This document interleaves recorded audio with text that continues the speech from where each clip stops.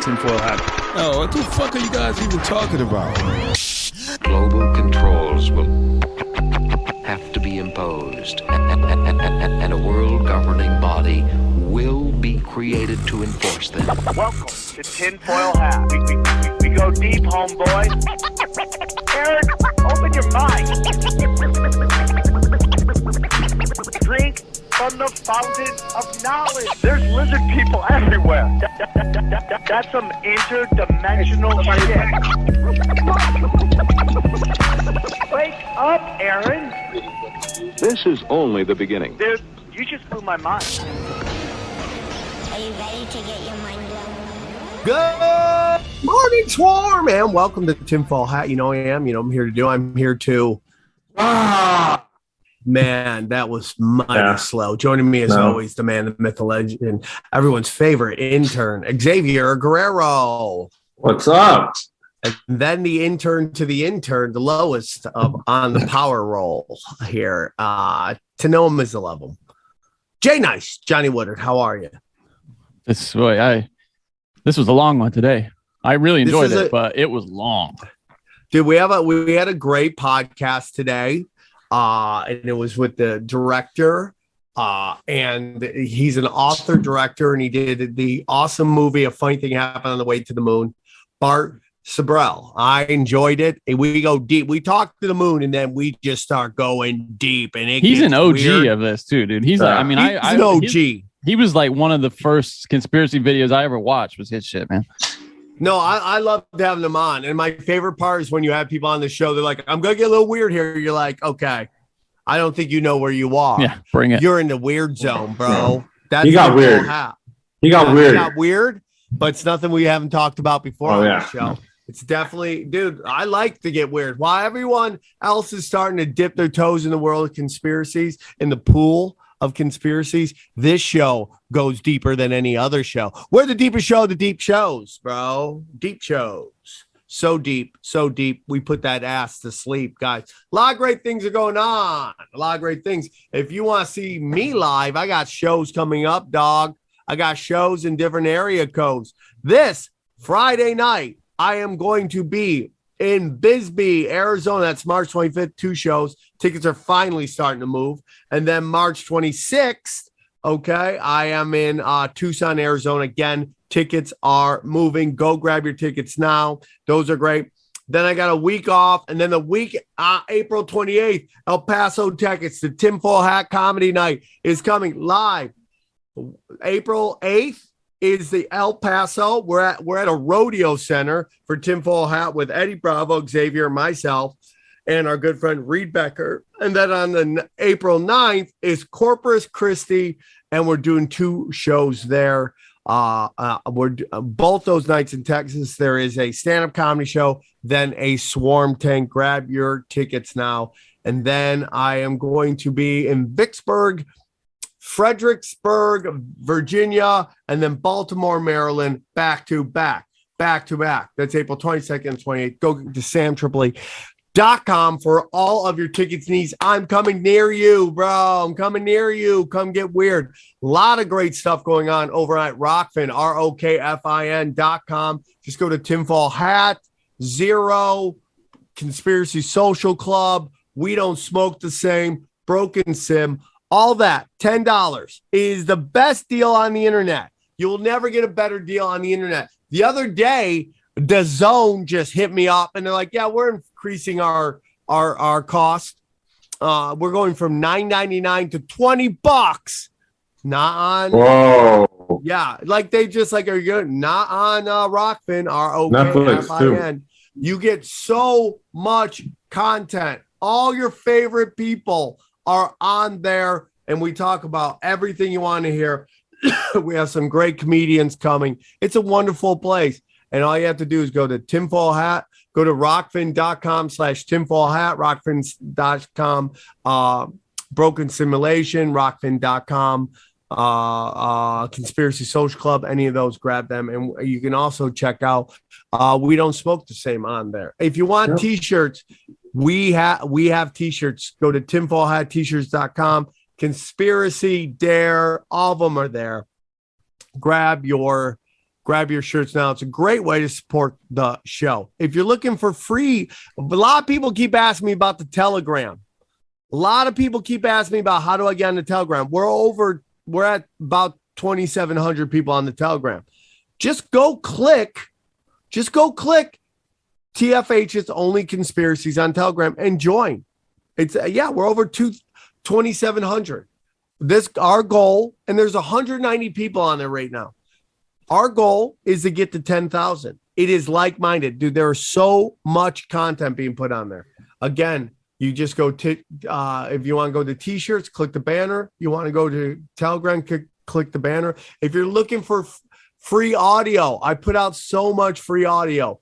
Broken Sim, Tinfoil Hat, Cash Daddies, Punch Drunk, Union of the Unwanted. Then I have episodes from the vault of some of my Rockfin shows.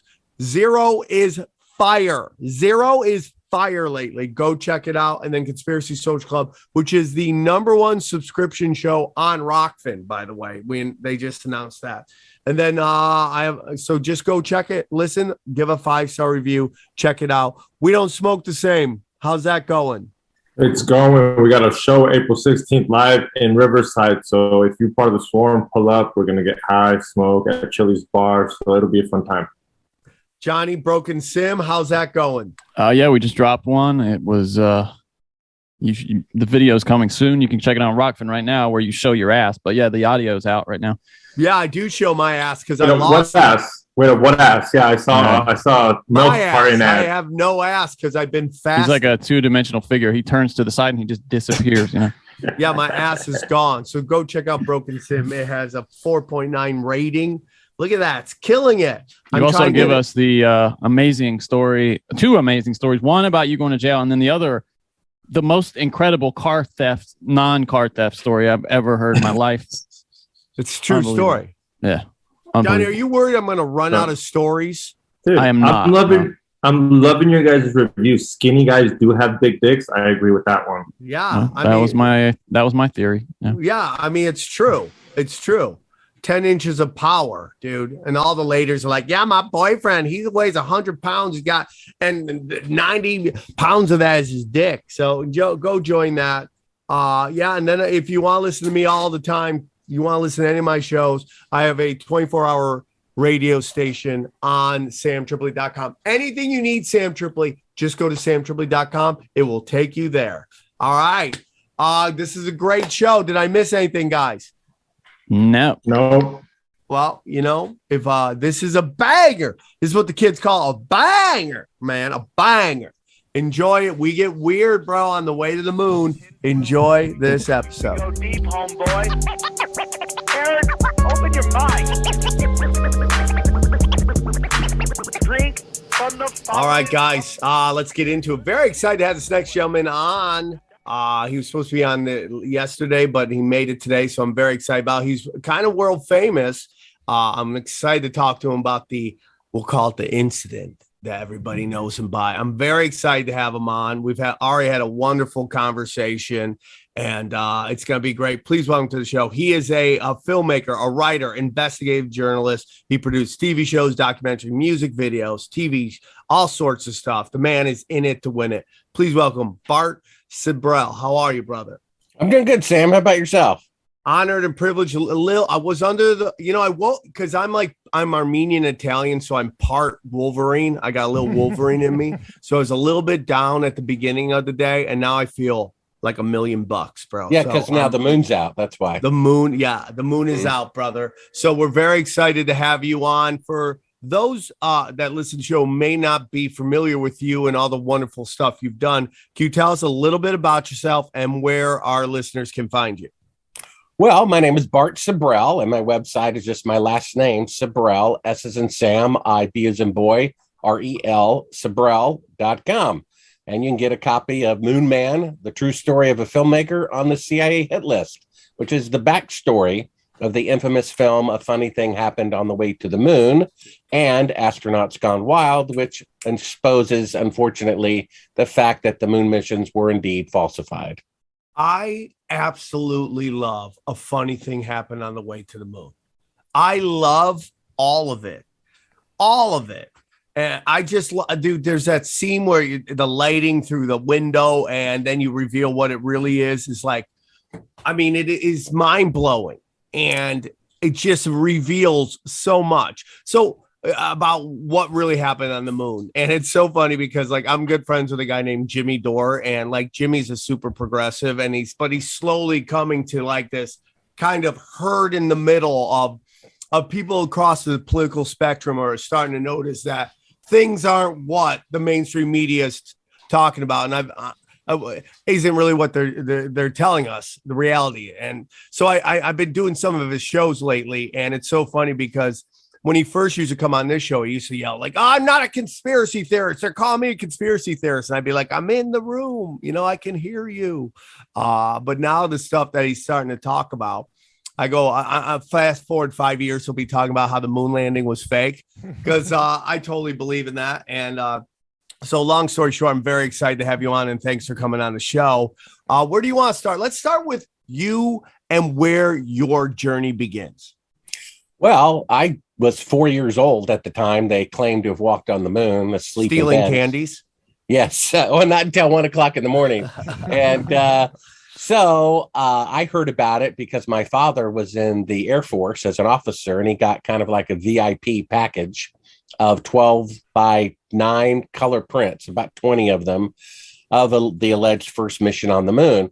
So I had them up on my bedroom wall as a cherished gift. And so I saw them for 10 years every day from the age of 4 to 14. That would be 3,650 times. And then as a 14-year-old, I saw a gentleman by the name of William Casey, who worked for Rocket 9, a contractor of NASA. Most of the people who worked on Apollo were contractors, not NASA employees. And he had top security clearances because he would edit the classified memos going from the Pentagon to von Braun and back to correct their grammar to make them look a little more educated than they really were. And he saw a memo from von Braun that told the Pentagon, look, guys, to go to the moon on the first attempt with 1960s technology is a 1 in 10,000 chance. And so Kennedy had basically made this boast that was biting off more than he could chew. He said after the United States simply put a man not even orbiting the Earth, he flew up for 15 minutes from like the East Coast to the West Coast. And then Kennedy, 3 days later, as a visionary, says, hey, let's go to the moon by the end of the decade, when they can't even go today. And so at some point, they decided to fake it like a bluff in poker. And we have a gentleman that's only disclosed in the book Moon Man, which is at Sibrel.com. And he confessed on his deathbed that he was there standing beside President Johnson, June 1st, 2nd, and 3rd of 1968 at a military base in the United States while they filmed Apollo 11 on the ground a year in advance, and that a coworker of his was murdered to keep it a secret. And as he was dying, he told his, story and gave me a list of the 15 names of people who he was allowed into this hangar in order to eyewitness the fake moon landing. We have that list. We have the code name of the project. We have the location where it was filmed, and we have the dates where it was filmed. And that is only in the book, and it's only just come out. Hey, guys, I want to tell you about our new friends at Fume. That's right. Are you looking to quit cigarettes? Well, we got an all natural way to make that happen. That's right. Fume is a natural inhaler designed for a better, safer, and natural way to quit cigarettes. Okay. If you're quitting is hard, I know that. Well, guess what? Fume is here to help, okay? It is a no smoke, no vape, no nicotine replacement for a hand-to-mouth habit of smoking. Fume is made of 100% Canadian maple and uses cores infused with plant oils to curb cravings. They have flavors like peppermint and conker with minty notes to simulate menthol cigarettes, and other flavors like lemon berry bliss for a sweeter experience. And all of their flavors are 100% natural, no harmful chemicals, no artificial flavors, and absolutely no nicotine. Okay, quitting is tough, but Fume really can help. They've got thousands of 5-star reviews from smokers who have tried everything else, and this worked. Okay, listen, I have people in my life that would love to stop quitting. Smoking is so hard And Fume is the product that can make it happen, okay? Whether you're a smoker or an ex-smoker who still struggles with craving, Fume is the perfect tool for you, okay? It's time to create positive habits and quit naturally with Fume, okay? And we're here to make it easier. Right now, if you head to breathefume.com/tinfoil and use the promo code tinfoil, you're going to save 10% off your entire order. You're going to save on cigarettes you aren't buying and save on your initial purchase of Fume. That's 10% off your entire order when you head to breathefum.com/tinfoil and use the code tinfoil. Well, I 100% believe in everything that you're talking about. Obviously, because you have the documents. Right.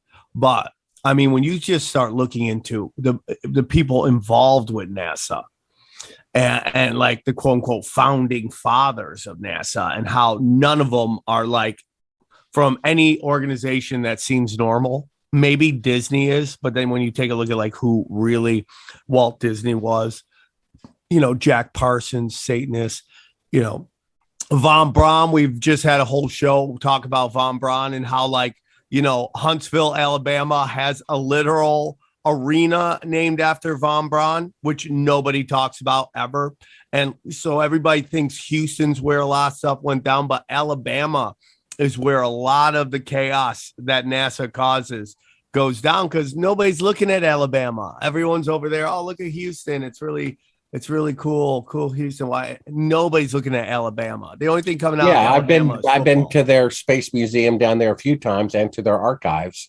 And when I asked them to show me simply a photograph of the most famous man in the world, Neil Armstrong, on the surface of the moon, of a still picture during the greatest event in human history, they couldn't find one because there aren't any. If you can imagine, there are no still pictures of Neil Armstrong standing on the moon, the most famous person and the greatest event in human history. There's not a picture of him doing it. They're TV images, which was somebody else, and they have a 16 millimeter camera allegedly on the lunar module, and that was a stand-in as well because that was filmed at this particular military base. So the excuse is that he was taking the pictures and therefore he's not in them. However, I think if you're going to the moon for the first time and there's radiation, micrometeorites, a temperature difference of 500 degrees between light and shadow, you might want to have a backup camera. Otherwise, there's no images if the thing gets dropped. And so, but the point is he didn't want his picture to be taken, just like he doesn't want to give interviews. So I started uncovering all this stuff at the age of 14 and went back to those pictures on the wall and started thinking, there's a lot of things that don't make sense. I had the original pictures from it, and you can see these if you can find them off of eBay or find a library book from 1970. The soil originally was this caramel brown color, and then the background landscape was kind of like a bluish gray. So you could see pretty clearly the fake backdrops. Now, the ones that NASA has now, the backdrops are blue and gray and the soil is blue and gray. But if you see the probes from China, you'll notice that the soil is brown, you see. So that's one thing to indicate that the Chinese rovers are real. So when I started seeing these things, it kind of planted a seed in my mind. Now let's go forward another 10 years to 24 years of age. I'm a filmmaker and I'm editing one day for the guy who produced the TV show I saw as a 14-year-old with Bill Casey on it saying we didn't go to the moon. And it's kind of been bothering me for 10 years. Like, do you remember that guy in your show who said we didn't go to the moon? He said, no, but call the San Francisco production office and they'll tell you. So I called them up and they said, Mr. Sibrel, had you called a few days later, we wouldn't be able to tell you because we're deleting all 10-year-old files to make room for a newer project. So I called up Bill Casey. He explained, that he was a firsthand eyewitness of the incapability of going to the moon. And he suggested as a filmmaker, I do a documentary about it. So I took off about 6 months of study and found out that the Soviets were much more advanced. They spent 5 times the amount of hours in space at that time in history. There were basically no interviews given by 2 of the 3 participants, except on anniversaries. And the administrator of NASA resigns right before the first mission, like he didn't want to have anything to do with it.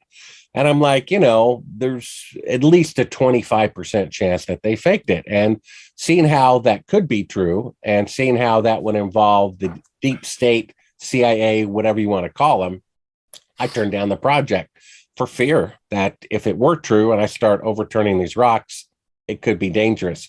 So I turned down the project, and another 5 years go by. Another client said, hey, I'll get one of your scripts to a famous Hollywood producer if I do them a favor. I said, what's that? They said, read the Bible. They were a Christian musician. So I picked up the 1 year Bible, started reading June 3rd, 1989, I think the day the gentleman stood in front of the tanks in China. And 5 years go by, and I've read the Bible 5 times from cover to cover. Now, I wasn't a Christian. However, I did solidify my belief in God, my belief in right and wrong, and my belief in a judgment to come.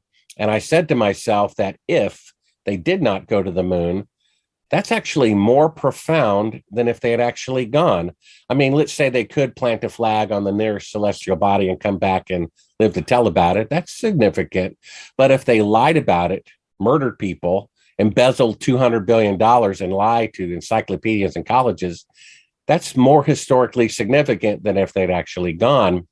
And to me, it also seemed like there was a spiritual message in this. That's why A Funny Thing Happened on the Way to the Moon opens up with scripture. Where there is pride, about not admitting we couldn't go to the moon, there is disgrace. Everything concealed will meant to be revealed. And let us build a tower that reaches to the heavens so we may boast among the nations. That was about the Tower of Babel, which was never finished. Then we showed the Titanic that had the audacity to say in advertising, the ship that God himself could not sink. And we know what happened there. And then Tricky Dick Nixon, when he knew they were not on the moon, said putting a man on the moon was the greatest event since creation itself. So it seems to me there's a thread here, a spiritual message. And I figured, Sam, I'm going to die anyway. And if they didn't go to the moon, it's an important truth that mankind needs to know. It's worth dying for. And if I'm going to die, I might as well die for a just cause. So I changed my mind. And I called up Bill Casey, and he said, great. We were financed. These films cost $1 million. And we were financed by a board member of an aerospace company that builds rockets for NASA, who knows the moon landings are fake. So we started this 7-year project. A Funny Thing Happened on the Way to the Moon. When it was done, or close to being done, we found what I call the secret tape. Pop it in. It says, do not show to the public on the screen. And it's one special effect shot for an entire hour unedited of them pretending to be halfway to the moon with a 1-foot model of the Earth, and a 3rd track of audio of the CIA telling them to create a fake radio delay so that they appear to be farther from than they really were. It's crazy. Yeah, and when I saw that was the the epiphany for me. Well, I'm like making sure I'm seeing it correctly. Is this what I think it is? Is this the window? Is this really a 1-foot model of the Earth? And it is. And the lights come up and you see it's just the model of the Earth that they're claiming is floating in space. And I'm thinking, okay, let me get this straight. They're faking being halfway to the moon. That's clear. And the thing is dated 2 days into the flight. So I'm like, well, if they're faking being halfway, it means they can't go halfway, which means they can't go. And if they all had identical equipment, if the first mission's equipment can't leave Earth orbit, then none of them did, which means they never went. And what a surprise, 50 years later, they still cannot leave Earth orbit. So what they're really claiming... Hold on. Yeah, go ahead. You're dropping a lot of things here. So when you say that 50 years later, we still can't leave the orbit, but correct me if I'm wrong, you think China got on the moon? Well, no, they sent an unmanned probe.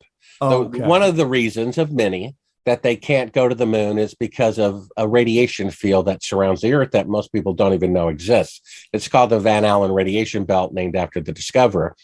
Basically, every single mission, space mission, is around 250 miles, including the current space station. However, going to the moon, you'd have to leave Earth orbit. Now, starting at 1,000 miles up and extending as much as 30,000 miles, so this radiation belt is 30,000 miles thick.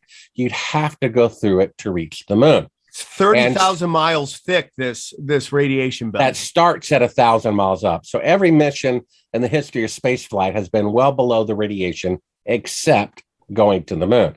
So you'd have to go through it to the moon and back. So you can X-ray a toaster 1,000 times and it'll still make toast. So you can send unmanned probes through it, but you X-ray a human 1,000 times and they're probably going to die.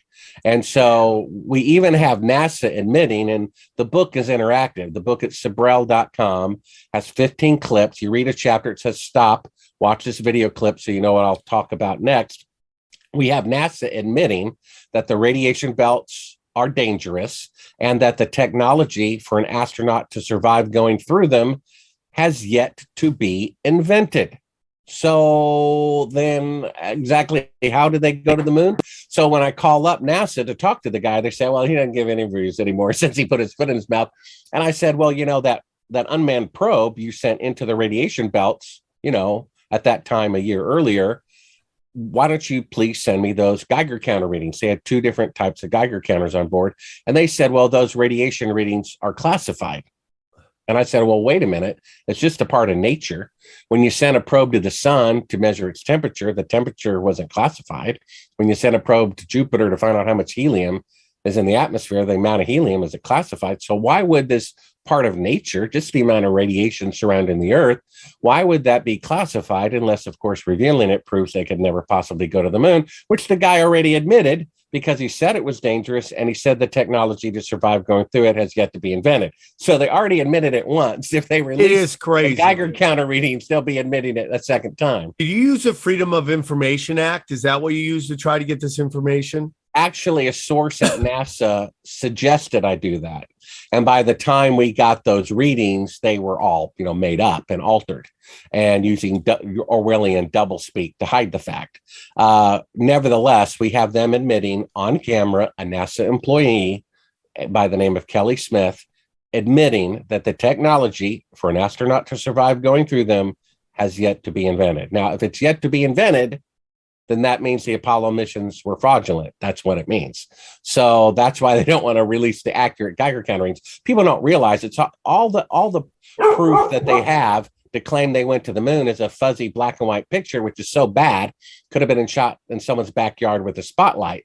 And then they have numbers on a computer screen. I mean, at the heart of mission control, I show, and a funny thing happened on the way to the moon, this little dolly shot going by all the computers 1 minute before they go to the moon for the first time, and they're all kicked back watching television like the rest of the world. A guy at the console at the time admitted afterwards he can tell no difference whatsoever between a simulation and a real flight. They're just a bunch of numbers. So when they say they're 1,000 miles from the surface of the moon and descending, there's no way to prove that. It's just numbers on a screen going down. They ran a computer program to rehearse the moon landing, and that's all they did during the real Apollo flights, because the guy admits he can tell no difference.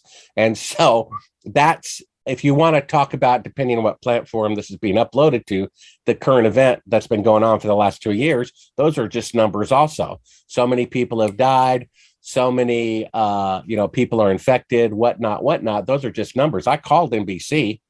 I said, look, you're telling the world that 450 people at this, company were infected. I said, did you talk to any of them? And they said, no, we just repeat the numbers the government tells us. That's journalism. Yeah, dude. Today. Yeah. You are 100% correct. And you also are talking about, these people, we like to call them lizard people here, but whoever they are that run these things, what you're talking about is that they're running simulations before the quote unquote event happens, and that they often use a lot of the filming of the simulation as footage of the situation that went down. I mean, you can go through so much stuff. I mean, if we even take a look at you brought up COVID, a big part that kicked that whole thing off was those Chinese people falling down. And then they used that to create manifest for us to think this giant, this plague is coming and everybody just played ball. So when you talk about them doing that, when you said that they were running these fake scenarios, I said, yeah, that's what they do. That is their game plan. They run fake stuff. They film everything. And if they, let's say, run the event for real and they don't get a certain shot, they already have it through the simulations they ran before. So this is their game plan 100%. Hey everybody, our sponsor today is Super Speciosa. Their kratom is just the kind of thing the government was battling to keep out of your hands, and that tells me it probably should be in your hands. Kratom is an all-natural herb related to the coffee plant, which has been used in Thailand for centuries. Kratom helps energize your mind and relax your body. It just helps you feel good without feeling impaired. Super Speciosa has only one ingredient, that's pure kratom leaf. All of Super Speciosa's batches come with certified lab reports, so you know exactly what you're getting. It can even give you an energy boost in the morning as a coffee replacement or help you wind down and relax after work. For beginners, it's recommended that you start with capsules because they're easy to use. We would like to also suggest the Green MD strain. It's one of the most popular strains, and it's actually their best-selling item. If you don't like the way you feel, you can get your money back, guaranteed. Heads up, guys, the code we're about to give you can be used again and again. They recently made a change, so you can come back for the same discount over and over. Try Kratom now and get 20% off. Go to getsuperleaf.com/Sam and get 20% off with the promo code SAM. That's getsuperleaf.com/Sam and use the promo code SAM for 20% off. I don't remember if we talked about God or the belief in good and evil or whatever, but basically the reason that I've come across over and over again, Sam, that people just can't accept that the moon landings are fake when they are indeed fake, is that our government wouldn't lie about such an important thing. Now, they admit, John McNamara admitted that the Gulf of Tonkin incident, which led to the beginning of the Vietnam War, fog of war, which led to the death of 1 million people, they just made that up. So I think if they're willing to kill 1 million people needlessly, they're willing to fake a TV picture. And what they fail to see, because without a belief in God, you have no concept of good versus evil. And without that, you assume that Trump, Biden, whoever, they're good people looking out for our best, when in fact, the opposite is true. The people who run the world are liars. So whatever they say, generally the opposite is true. I mean, look at it. Our national heroes are astronauts who walked on the moon. Our national heroes are liars. And so if they vilify somebody, that's more than likely a good person. And if everyone thinks this person is great, then they're probably an evil person. I mean, that's just the way that it is. And the thing to take into account as we're in the alternative media that I learned from this last little 2-year experiment is that they're actually two lies. Now, 75% of the public admits that Oswald did not kill Kennedy, 75%. And then 50% say that those buildings, they agree with the architects and engineers, 3,000 of them, that say it's impossible for them to go down by a pinhole airplane going through it. Not to mention Building 7, which half the world doesn't even know about. Building 6, and then, too. Yeah, and then now 25% of people under 30 say they think the moon landing is fake. So we have 25% of most Americans think the most outrageous conspiracy theory of all, which is that the moon landings are fake. So when they have a lie about, the C word, they really have to have two lies. They have one lie for the 3/4 of the people who are sleepwalking, and they also have to have a lie for that incredibly large 25% who is 4 times more vocal, 10 times more vocal. So it's my belief about this past event. They have the lie for the sleepwalking people, which is, it came from a bat. Then they have a lie for the other people. Oh, let me tell you a little secret. It's from a lab. If it were real, and obviously I can talk about it more on the platform. Oh, snap. If it were real, then they wouldn't be faking PCR tests and calling people who died in a motorcycle wreck of COVID deaths. So it has to be fake more than, COVID technically is real. But if any of it was real, they wouldn't have to fake PCR tests and they wouldn't have to fake deaths. So the whole bat escape from a lab thing, I think, is fake also. There's one lie for the sleepwalking public, one lie for the very vocal 25% of the population who has alternative media followers. And that's a large group. And like I said, they're at least 4 times as vocal. So what you're talking about, Bart, is something that I learned about called nonlinear warfare. And what it is this is an old Russian propaganda thing where they basically feed both sides of the argument. What information, money, funding.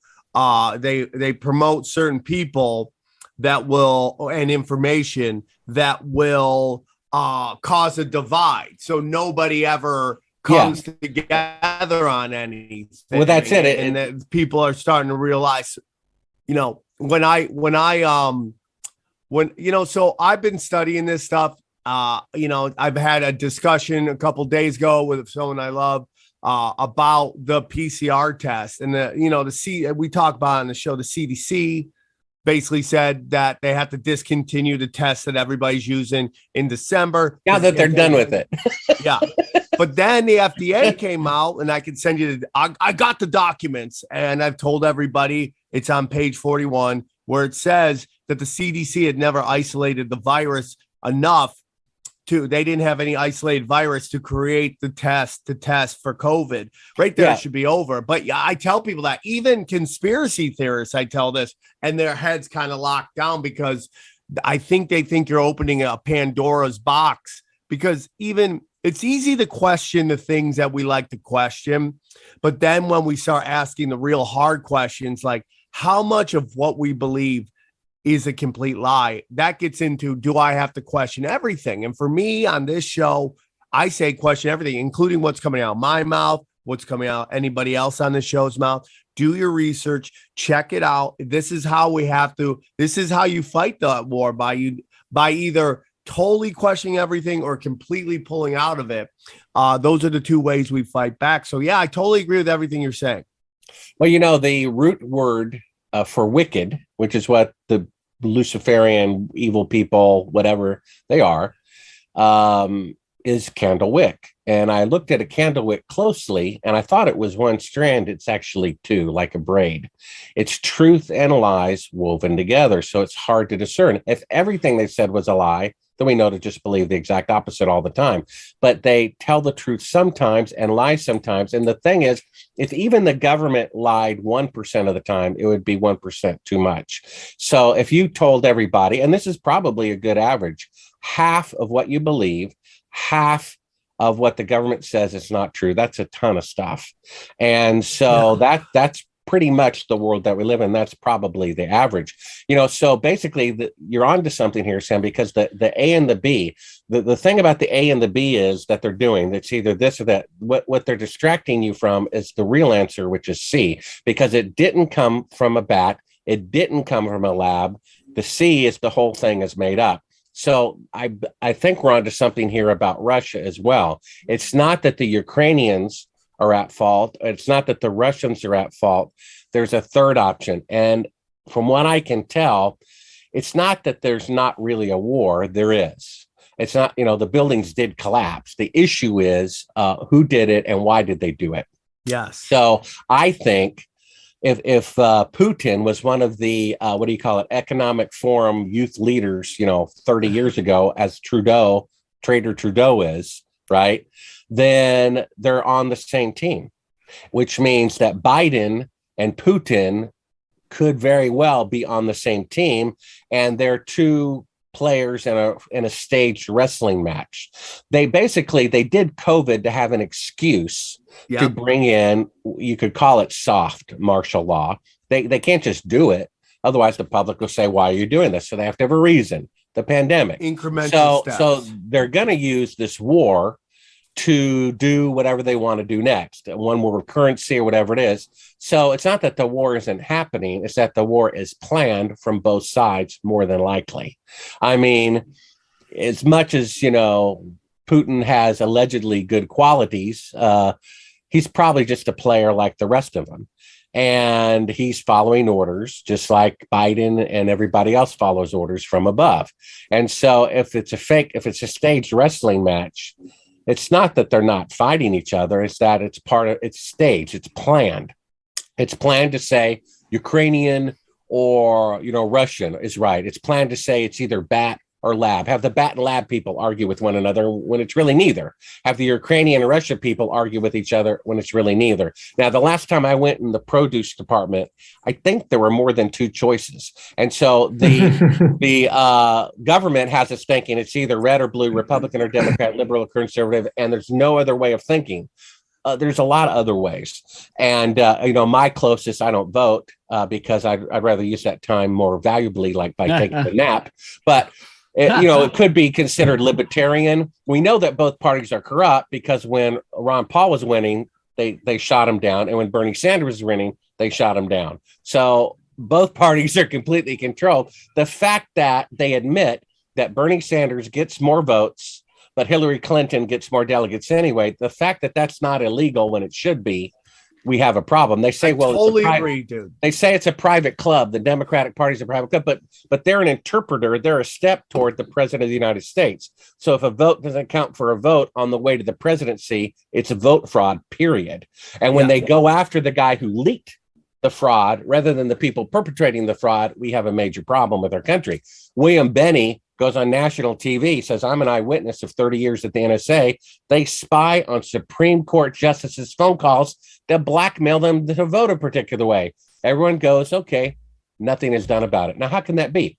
How can there be no congressional, FBI, Justice Department investigations when a guy says the NSA is spying on Supreme Court justices to blackmail them? No one says it's not true, and there's not an investigation. This is why we have to get rid of presidential appointments. The people who are head of the FBI, the CIA, they need to be elected from within, because you can have 99.999% of the FBI or Justice Department to be people of integrity.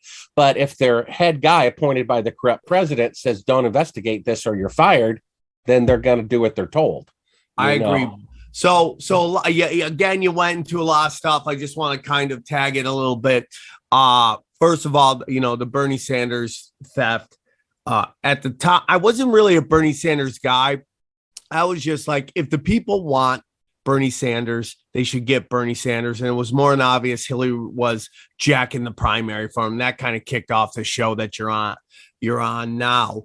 I remember in Colorado or somewhere, he got and it was more than one state. He got twice as many votes, not 10% more, 100% more votes than her. And she still got more delegates anyway, because of the rules that are our private club. We can do whatever we want. Yeah, 100%. But if it's a vote going from the person, the citizen, through their party to the presidency, and they're basically admitting one vote for him counts for one and one vote for Hillary counts for 10, why is that not illegal? I don't understand that. Yeah, it's all bullshit, man. But you're 100% right about the two parties. On this show, we talk a lot. It's all Bush death cult. They're both Bush. Bush was working with Clinton. The Koch brothers, who are conservatives, funded the Clintons to bring in to basically destroy the Democratic Party. They've successfully done that. And now you even see it right now.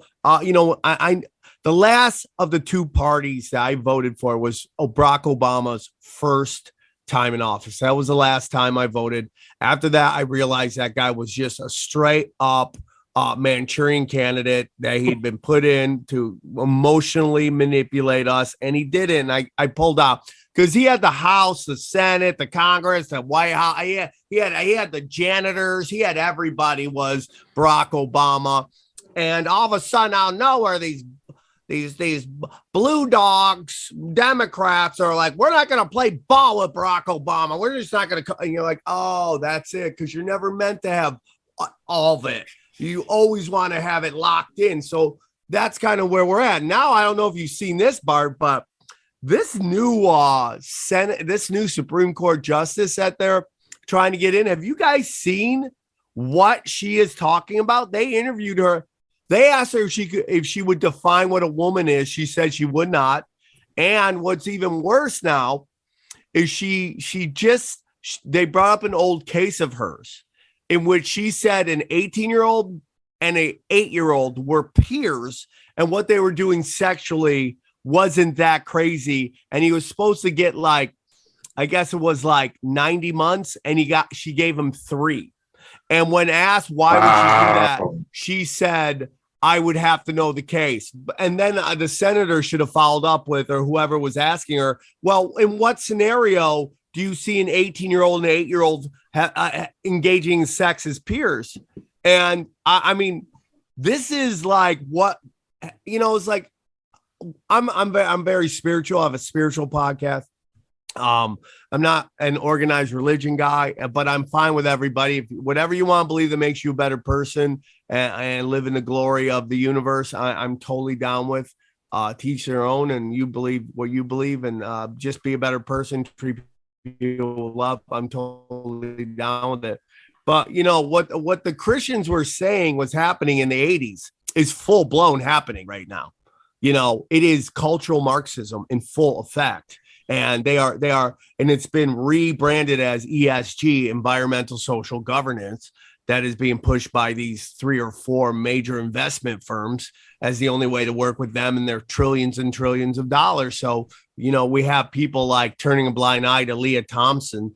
If you're a man in sports and you test for having too much testosterone, you are kicked out of competing. We now have it so a man can be a woman being on hormone therapy, acting like his body still doesn't produce any testosterone, and having the build of a man who tends to be anywhere from a half a foot to a foot taller than the women he's competing against, dominating everybody acting like it's nothing. We were talking about this the other day. Weak men right now are creating hard times. That's what we're looking at right now. Weak men creating hard times. And this all fits into this long con that's going on. So I totally understand everything you're saying, and I agree with it. It's happening in real time. And I think the thing to remember, Sam, is people who seem to be doing strange things, whether it's, George Soros, Bill Gates, or any other people you might be thinking or talking about, while they may be doing strange things or wrong things, Jesus says they are harassed and helpless sheep without a shepherd. When he was being murdered, he prayed to God, please forgive these people who are murdering me. They don't know what they're doing. So my prayer is that somebody like Bill Gates, George Soros, Trudeau, somebody will be enlightened and come forward and confess their sin, confess what's going on. I believe, and a lot of other people do, that we're living in the last days. Even people who don't call it that say a paradigm shift is happening. Even the Jews who believe the Messiah is going to come, they think it's the first time. Christians think it's the second time, but it's still at the same time they're talking about. So something's going on. I agree. What I think COVID is all about, I've studied it for years now, hundreds and hundreds of hours. I think it's a drill, a tiny little bit for the government agencies, but mainly a psychological drill to train the public to submit in the event of an emergency. So now that we're trained to do that, they can, steer us like sheep to do whatever they want to do next. Now, the question is, why are they doing that? It's my opinion based on Janet Napolitano's last statement before she resigned as Homeland Security Director. Just like Eisenhower had a little thing to say, look out for the corrupt Pentagon, basically, that he dared not say while in office, like Kennedy did, and we know what happened to him. Janet Napolitano said, a natural disaster is on its way that the United States has never before seen. Now, we've seen tornadoes, volcanoes, hurricanes, earthquakes, fires, and floods. The only natural disaster that has never happened is also the only natural disaster you could know about years in advance. I mean, how can you predict a volcano and earthquake in advance? You can't. So there's some natural disaster that you could predict years in advance that has also never happened in America before.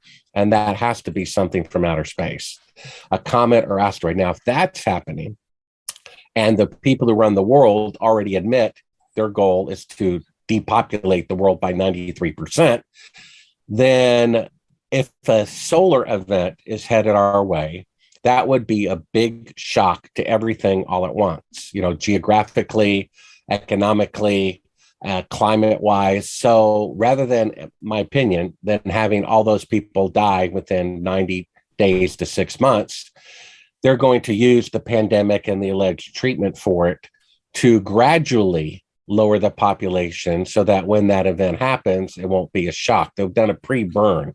They'll be able to control the depopulation because they want to be able to travel and go to restaurants and, have a functioning society. That's my opinion. That's the only thing in my mind, unless a pole shift, but you couldn't really predict that either. That'd be like an earthquake or a volcano. So it has to be a cosmic event, a comet, asteroid, rogue planet, something like that is coming by. She said it's a natural disaster. It's never happened in the history of America, and it's a natural disaster you could predict years in advance. That has to be a space event in my mind. And if that's true, then this whole pandemic thing to court people into getting this injection, which kills the useless eaters, because Hitler's list of who he wanted to depopulate first and phase 1 of the injection, congratulations, are identical. The elderly, the handicapped, the diabetic, people with heart conditions, overweight people, and so forth. So it's my belief that these injections are kind of like a time fuse. They're going to take out the weakest part first of the population, and then it's going to be gradual. It's going to hit, and that way it can't be so easily traced to the injections. You see what I'm saying? They could give you a toxin, and they know this technologically, that could kill you within 10 years and 1 month. They could probably be within 1 month accuracy of 10 years if they know your DNA and things like that, or your age group or your gender or whatever. So it's my belief that's happening. You probably stumbled upon, it became kind of internet fodder for the alternative media, the Diego report of a projection of the population made in 2017 for 2025. And originally it was something like 69 million. When that word got out and they wanted to soften the blow, they said like 75, and they said 89. But in any case, it's a 65 to 85% reduction in the population predicted for 2025. Now, how could they possibly know that in 2017 unless they're making it happen and or they know of a solar system event coming? All right. Well, you got me, dude. I am now freaking out. So do you think let's all move to Knoxville. Let's go. Right. Grab our shit. Let's go to the mountains. Yeah, really. Do you think any of it could be Project Bluebeam? Well, you're talking about faking allegedly the second coming of the Messiah. I don't know what that is all about. I mean, the radio arrays like in Alaska and places like that they attribute to weather modification could very well be for something else. The weather modification is what they want the alternative media people to think, because it has to be something. It has to be something spurious, just like, we know chemtrails are real. Believe it or not, conspiracy theorist Bart, when I heard a chemtrail, said, "Oh, give me a break." And then I start waking up at 5 o'clock in the morning, an hour before sunrise, and I don't live anywhere near the airport, a literal grid, day after day, year after year, that if you watch them, they widen into clouds. And I'm thinking, oh my gosh. And so why is that? What are they doing there? They're doing something, and they're not telling us about it, because if they did, we would object. So it's got to be nefarious and bad. Are they blocking the sun? Are they poisoning us? Are they blocking the observance of Planet X? Who knows? But as far as a fake Messiah, I have heard that. What I heard, if you want to get into crazy land and seeing how this is called the tinfoil hat. Now let's go there. I have a friend. We're all about that action. I have a friend who, military top security clearance type of person. Basically, if you study the Bible and believe, like I do, you could call it Christianity. This whole thing about left behind, that's a false teaching. I know many people who used to believe it and they've studied it. It's fake. That's called the pre-tribulation rapture, which means that the saved people are going to not have to go through the tribulation. Well, that's not true. It says word for word out of Jesus's mouth, there'll be terrible times in the last days, greater tribulation than in the entire history of the world. And after that time, Jesus will come. So there is no secret being brought up. That's so, but the point is that many Christians believe that false teaching. And my source says they're going to take advantage of that. Now, what I'm about to say sounds pretty wacky, but theoretically possible. This whole array up there that people think is weather modification is something else. They're working on a project to send a radio signal back into time. You can't physically travel backward in time, but theoretically, you could theoretically send a transmission there. What they're doing something like putting a radio transmission inside of a laser so that it does light speed times light speed. They're circulating around the earth somehow, allegedly going back. But in their scenario that I was told, they tell, basically there was a film called Failsafe. And it came out about the time of Stanley Kubrick's, Dr. Strangelove. Even though Dr. Strangelove was 10 times more realistic, it was a comedy. This film was a serious film. It's basically what happened in the film. The U.S. did an accidental nuclear attack on, let's say, Moscow. And Moscow said, if you don't want us retaliating and destroying your entire country, you're going to have to intentionally drop a bomb on New York City to show your penance. And that was what they did. Otherwise, more people would be killed in that particular film. So my friend says what their objective is to send a radio signal back into time to lie to them and to tell them some scenario that you have to, drop a bomb here or start this war. Otherwise, more people are going to get killed. If they do it, let's say they sent a signal back to the Nixon administration, told them to drop a bomb on New York City, then all those people and their offspring would suddenly not exist and people would disappear. Oh my God. Do you see that? And therefore they would fake this false teaching, which it is completely false, whether you sincerely believe it or not. There is no pre-tribulation rapture. Jesus says after those times, then the dead in Christ will rise. It says when he comes back, the dead in Christ will rise first before the people who ascend into the air. The rapture is the second coming of Christ. It's not sometime before then. So if the dead in Christ are going to raise first, unless you see dead people getting out of their grave, then it's not the Messiah, and it's not the people aren't going to ascend before the people and coming out of the grave. It said so in the Bible. It says that Christ will be visible, every eye will see him, and that he will come after the tribulation, not before. So that's a way they could fake the the pre-tribulation rapture, which is a false doctrine, but many people believe it. And therefore you could say that's part of faking the second coming of Christ. Now, I don't know, the mark of the beast, even though an RFID chip is not good. And the reason it's not good is you're treating people like a piece of property. For example, if ever injections were mandatory, and they're mandatory under certain circumstances, right? Already, you call it legally or corporately.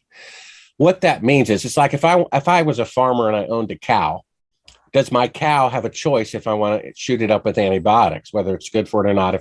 No, it has no choice. Why does it have no choice? Because it's a piece of property. So if you force an injection on a human being, you're admitting that they're a piece of property, which is slavery, which is illegal. You see?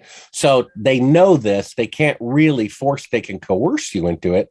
And most of the coercion manifest you to do it. Most of the coercion is simply fear. Most people are getting these injections out of fear. It's all about manifestation. And then other people are getting them because they'll lose their job if they don't. But it's still their choice. Forced. It's still their choice. It's not force until they hold you down and you're struggling and they give it to you. Yeah. And they know that would be crossing the Illuminati line. But they're so clever, they won't ever have to do that because they'll have 99% of the people give in out of fear or to get free food or money or a bank account or whatever. But all that free beer, dude, free beer. That'll do it. The mark of the beast, actually, if you study it out, the Catholic Church changed the Sabbath around 363 AD. And in their own writings, they admit Saturday is the Sabbath. If you have a calendar, Sunday is to the left, Saturday is to the right. All that God says in the Bible is it's the seventh day. Now, I think Jews are smart enough to count 7 days over and over again from the beginning of time. And that's the calendar we have. If a Jew rabbi celebrates the Sabbath as Saturday, it is Saturday. The calendar says it's Saturday. It's the seventh day. Daniel 7:25 prophesies that the Antichrist will change God's times and laws. The Sabbath is a time and a law. It's one of the 10 commandments. If do not murder still applies, then the Sabbath still applies. All that to say, Daniel says the Antichrist, which is the Church of Rome. I'm sorry, I used to be Catholic. I can say that. Boom. And we say it all the time. They admit that they're the ones who changed the Sabbath.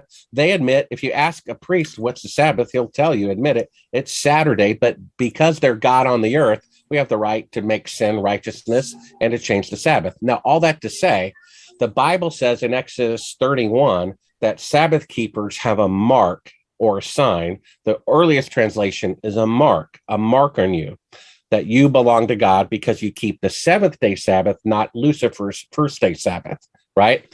And therefore, when the Catholics say in their own publications, you can call yourself Protestant all you want, but if you worship on Sunday, you belong to us because Sunday is our mark of ownership. So really, only Sabbath-keeping Christians, you know what I mean, don't have the mark. And so even though the RFID chip is like a wild herring, like it really escaped from a lab, that's not true either. Even though that's a bad idea, it's not actually the mark of the beast. The beast is the Vatican. They say their mark is Sunday worship. So the mark of the beast is simply Sunday worship. So, but RFID chips are always a bad idea anyway. And so this whole thing about faking the second coming of Christ, who knows? I would say it could have something to do with the fake alien invasion, because the last time I was in a hotel room, I had HBO. 3 of the 10 movies available were about aliens from outer space. Now, if 3 of the 10 movies were about how great the president is, or 3 of the 10 movies were about how terrible the president is, I would say someone's trying to influence my thinking. So there's 3 of the 10 movies are about alien from outer space. They want us to believe in. Keep in mind, Edgar Mitchell said he walked on the moon when he didn't, and he says aliens are as real as his moonwalk. Now, there's a book out called Privileged Planet where they prove scientifically, mathematically, that life should exist nowhere, not even on Earth. That life existing on Earth is like winning the Powerball lottery 20 times in a row, and therefore it must be created. And even Ancient Aliens admits it. I thought what's the name of the book? No, the TV show, well, the book that you need to read if you don't believe in God yet, but you're open to it, is called Privileged Planet, or The Privileged Planet. It shows mathematically that the only way we can be here at all levels, from plant life to insect life to human life, is with divine creation. They can prove it mathematically. It cannot happen by chance. Okay. And then I thought this was a one-time TV special called Ancient Aliens. Apparently it's been going on for years, multiple episodes. And basically they took blood samples, DNA, from every nationality about 10 years ago. They call it the Eve Project. They traced it backwards. And they say, without a doubt, scientifically proven, all humans came from one woman, just like the Bible says. And there was no DNA genealogy before her. She just suddenly appeared. So Ancient Aliens are intellectual people. They admit it. They said, that's right. There was one person, but they say we were made by aliens. And I'm like, okay, you've been on for 3 years. If I were in the first grade, I would ask the question, well, who made the aliens? And so they never even asked that question. And so basically they're planting the seed in people's minds. There is no God, even though the evidence is biblical. We were made by aliens. And so if aliens don't exist because we're the only life in the universe, that means there's something else. Remember, they're liars, right? That whoever met with Eisenhower in some sort of spacecraft and said he was from, some galaxy far, far away, he can't prove that.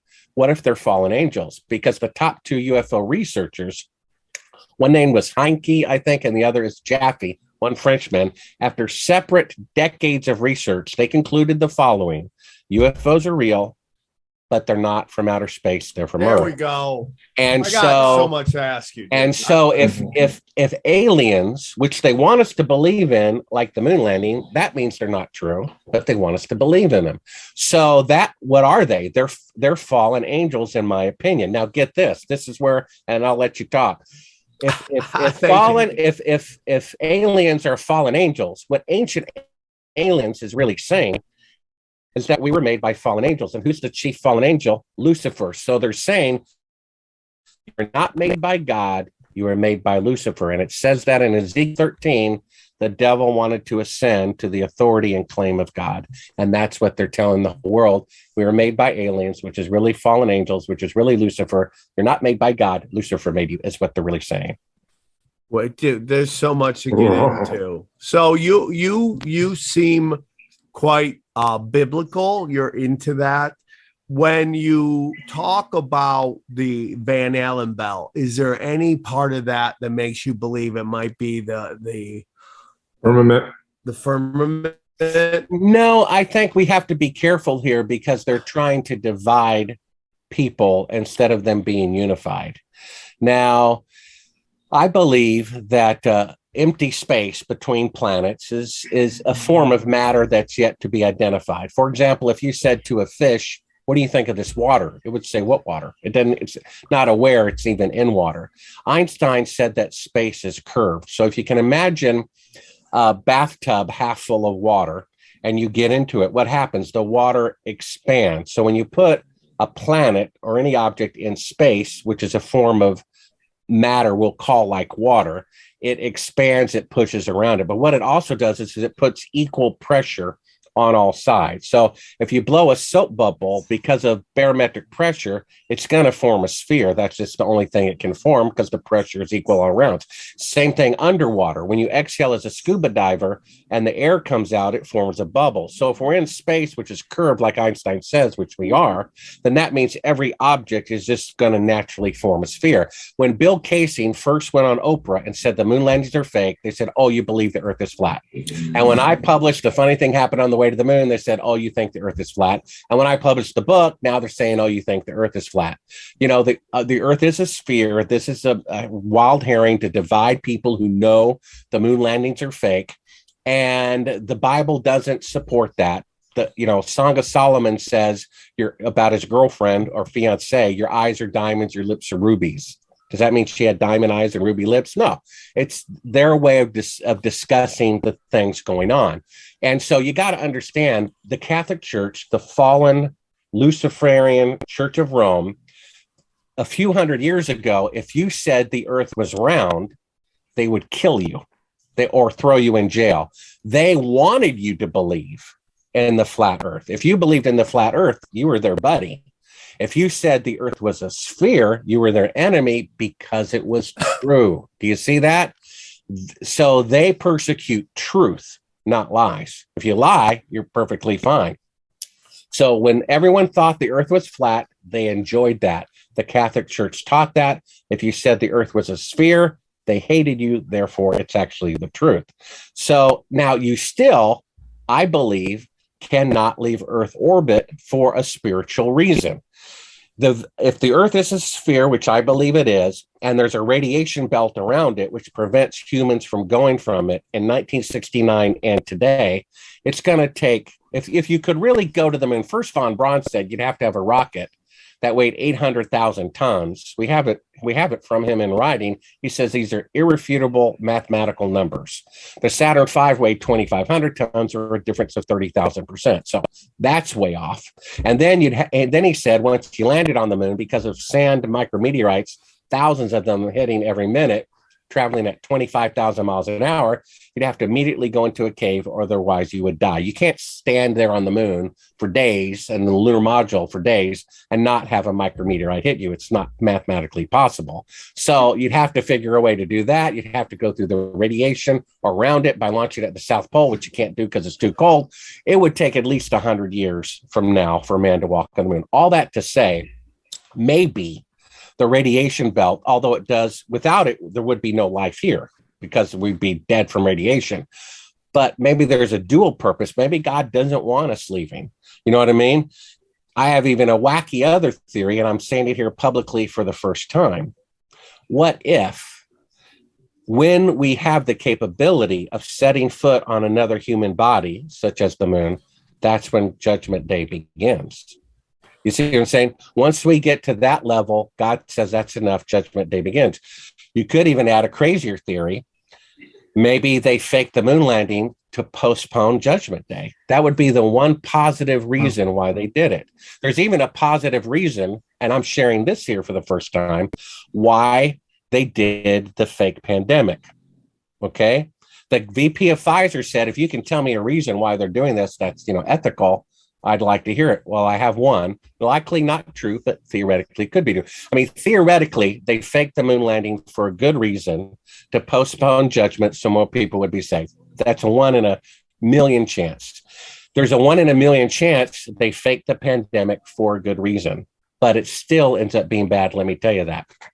Let's say not only can they send a radio signal back into time, they can pick radio signals from the beginning of time. Okay. You've probably seen that 15-minute film about how 9/11 was foreshadowed in Back to the Future. It's a spooky film. So either the Illuminati is that organized in advance, or maybe they're grabbing pictures, news stories. I mean, it was on the news nonstop for like 3 months. So if they can grab bits and pieces of the future, that has to be one of the images they got. Now, how can they save people? You see, the thing is, if you prevent the event from happening, okay, if they got that radio signal, they're sincere military people. They want to prevent it from happening. If they prevent it from happening, they would never receive the news signal in the first place. Do you see? Which means a future event, if it's a true prophecy or radio, it cannot be changed, because if you change it, you wouldn't have received the radio signal in the first place. If you change a prophecy, if I have a vision of the future and I change it, then I wouldn't have had the vision to begin with, which means it can't be stopped if it's a true prophecy of the future. So maybe they secretly got out 3,000 people or something, if that's what happened. Now, I say all that to say the following. What if they grabbed a radio signal from the future and they saw this terrible pandemic, a real pandemic, okay, killing millions and millions of people. And they said, what can we do about that? What if we pre-inject everybody, right, with this new technology? We don't quite understand it, but it's our best shot to save as many people for that coming pandemic, but not knowing that the injections are the pandemic, because the future cannot be changed. Do you follow that? You're the first person I've told that to publicly. That's the only ethical reason why they fake the pandemic, but they don't realize they're causing it through this time loop. If it's a future event, it can't be prevented. So in their attempt to prevent it, they actually caused the event that they received the premonition from, you see?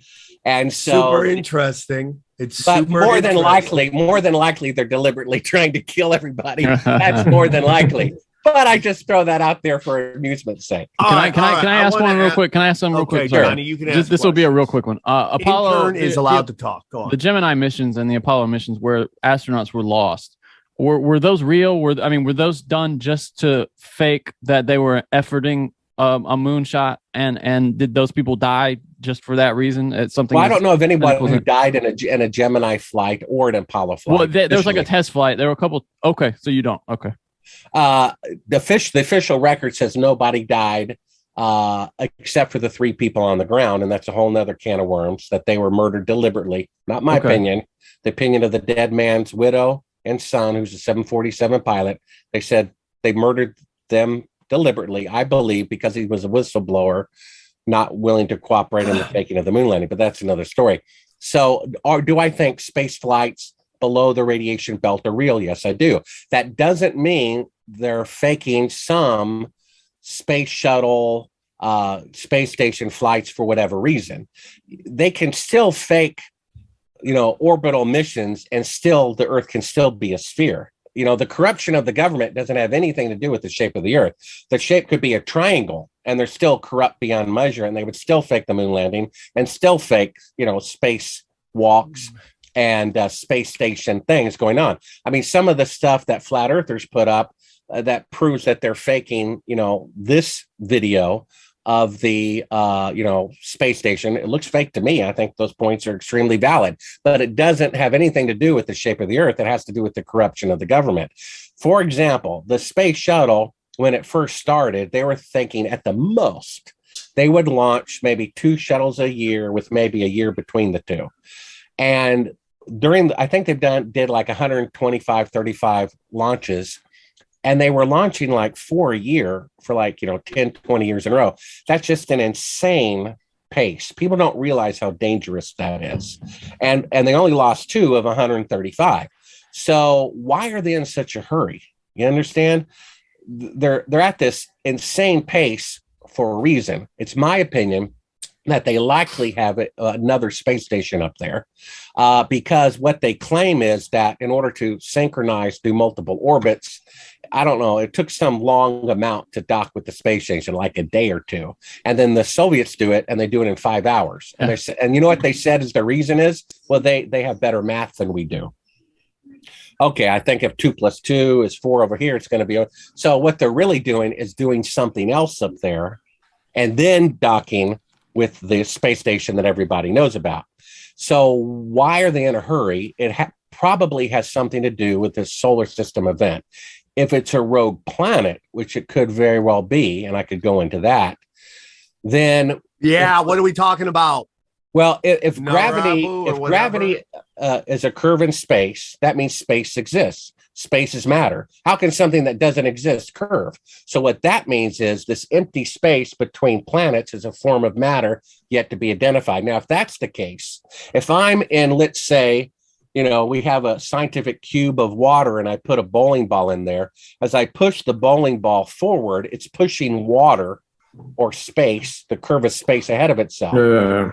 So if planet X is inbound and it's approaching the asteroid belt with millions of asteroids in it, it's going to push those out of orbit in an extremely unpredictable way, at a way that we'll only see them, an hour or a day in advance. So maybe what they're building is some laser up there to shoot those things when that thing happens. The proof of Planet X is actually in the Bible, believe it or not, and in the secular historical record. It says in 705 BC, which is, I believe, the book of 1st or 2nd Kings, that King Hezekiah was told he was going to die. Get your affairs in order. He begged God, give me more time. The prophet said, I'll give you 15 more years. And he said, well, prove it to me.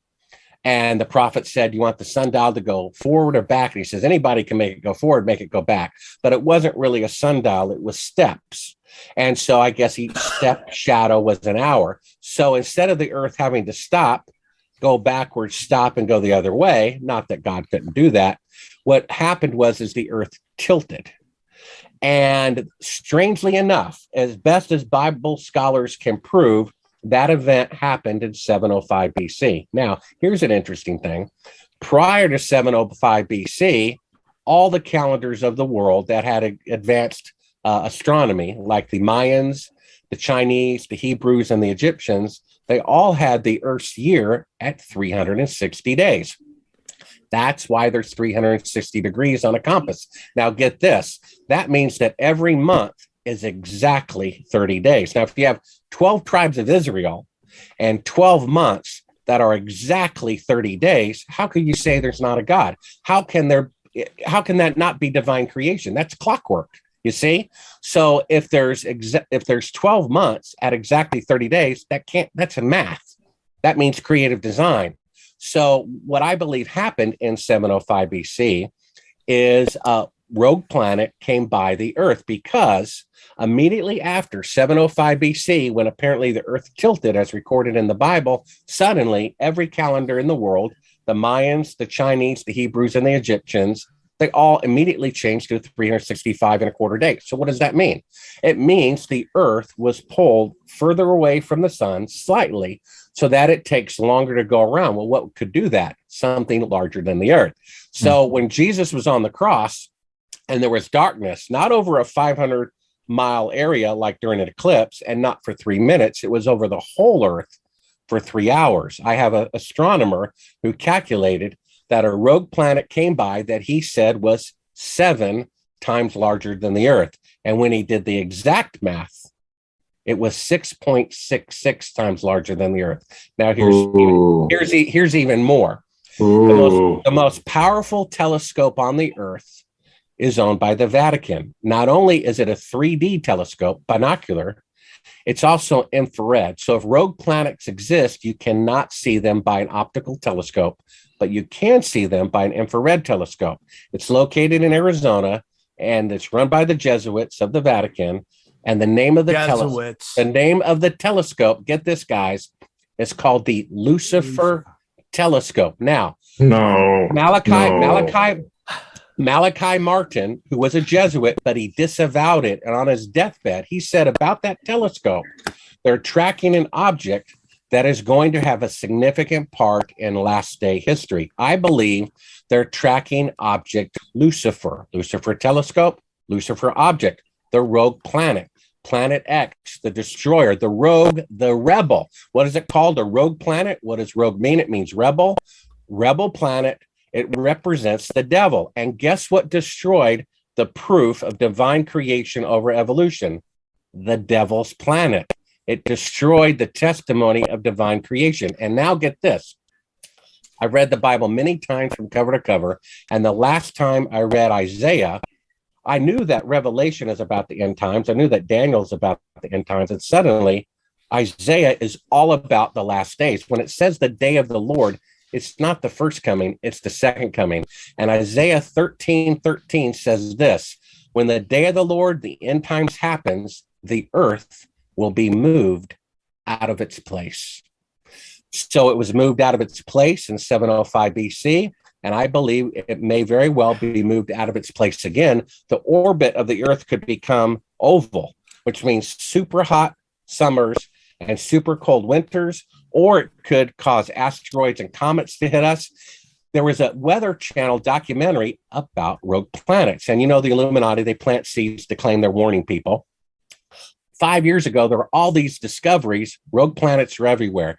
There's one rogue planet for every star in the universe, which means our solar system has one too. And so they did this Weather Channel. They posted it and they took it down. Now, I got a copy of it. It's actually on my YouTube channel.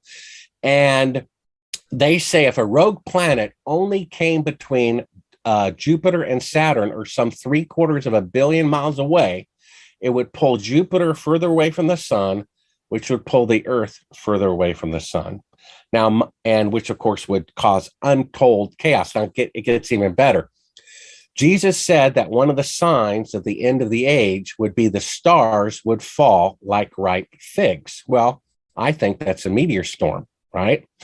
And Planet X is known for having meteor trails all around it. And as it passes around the Earth, it causes two meteor storms, one coming in and one going out, and it gets better. Jesus said another sign of the end of the age is that the seas will toss and turn madly. Now, right now, the moon, 1/4 the size of the Earth, makes the oceans go in and out in some places about 20 feet. If Planet X is about 7 times larger than the Earth, that's about 30 times larger than the moon. Imagine the tidal effect it would cause the tossing and turning of the seas to be mad. Do you see? So there's a lot of indications that the solar system event that Janet Napolitano talked of, though it could be an asteroid, it could be a comet, it might be worse than that. It might be Planet X, which is God's instrument to bring in the tribulation. God damn. Wow.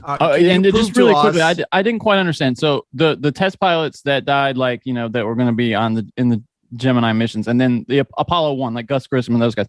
Do you think I have the cynical view that maybe they NASA intentionally set them up for failure so that there would be some kind of like jingoistic patriotic fervor? And I'm just wondering, do you think that's possible? Do you think they died? Yeah, because sometimes we hear about these things through, lead of a lead. There's a little misinformation. There weren't any Gemini deaths, at least officially, that I know of. Now, I know there were test pilots. There were. Who was it? Hold on. I'm sorry. I have it right here. Elliot C. and Charles Bassett, they were test pilots. They were next up on Gemini, and they died in a they died in accidents on Earth, not in space. Yeah, right. Yeah, that's what I'm saying. That's what I wanted to clarify. Yeah. The Fox special. Basically, we took a funny thing happened on the way to the moon to Fox. They said, "Great, let's air it," and their lawyer said, "No way." and so they created the first episode of Conspiracy Theory. And the first episode was called Conspiracy Theory. Did we land on the moon? They interviewed me. They used a lot of my research, and they came up with their own. It's an amazing documentary. They found out there were something like 9 astronauts who died in accidents who were Apollo backup crews, all within like 2 years. Now, if there's a McDonald's of 30 people and 9 of them have fatal accidents in 2 years, I think the police might investigate that. And so 3 of those deaths were the Apollo 1 crew, which would have been the first crew to walk on the moon. Right. And so when Gus Grissom was starting complaining, we're 10 years away, and was holding impromptu press conferences, putting a lemon on top of the spacecraft, calling it a lemon when he was to be the first man to walk on the moon. Days later, he dies in an accident. The day before he died, keep in mind, I interviewed his widow and his son for hours and hours. And his widow says that he told her the day before he burned alive, the CIA, for the first time ever, was all over the launch pad. And the very next day, he's dead. You see?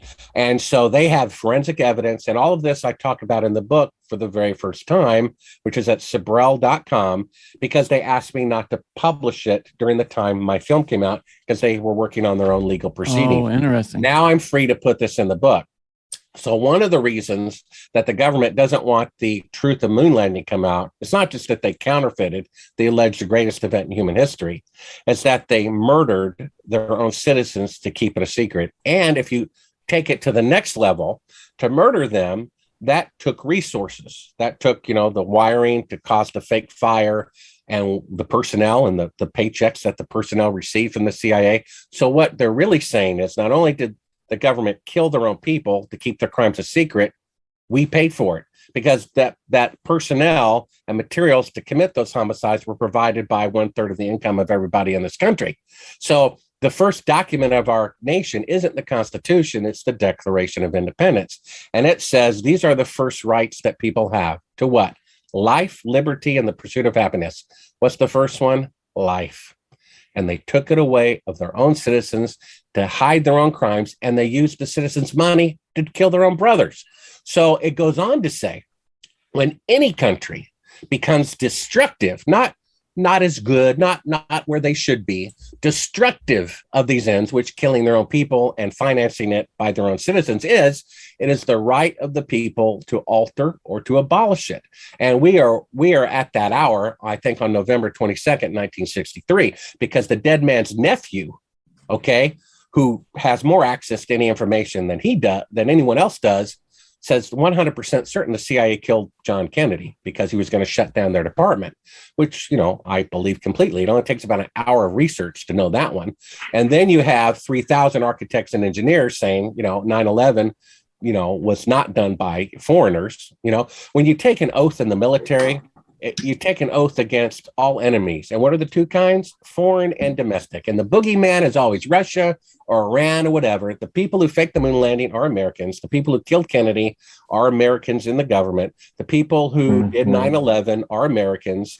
And so there are traitors in our midst. George Washington had to deal with them, and we have to deal with them now. And the problem is when honest people, even if you disagree with their philosophy, you have to admit that I think, if I had to guess, Bernie Sanders and Ron Paul are at least sincere. They won't allow sincere people up there, only corrupt people. And I'm like, well, why didn't Ron Paul run again?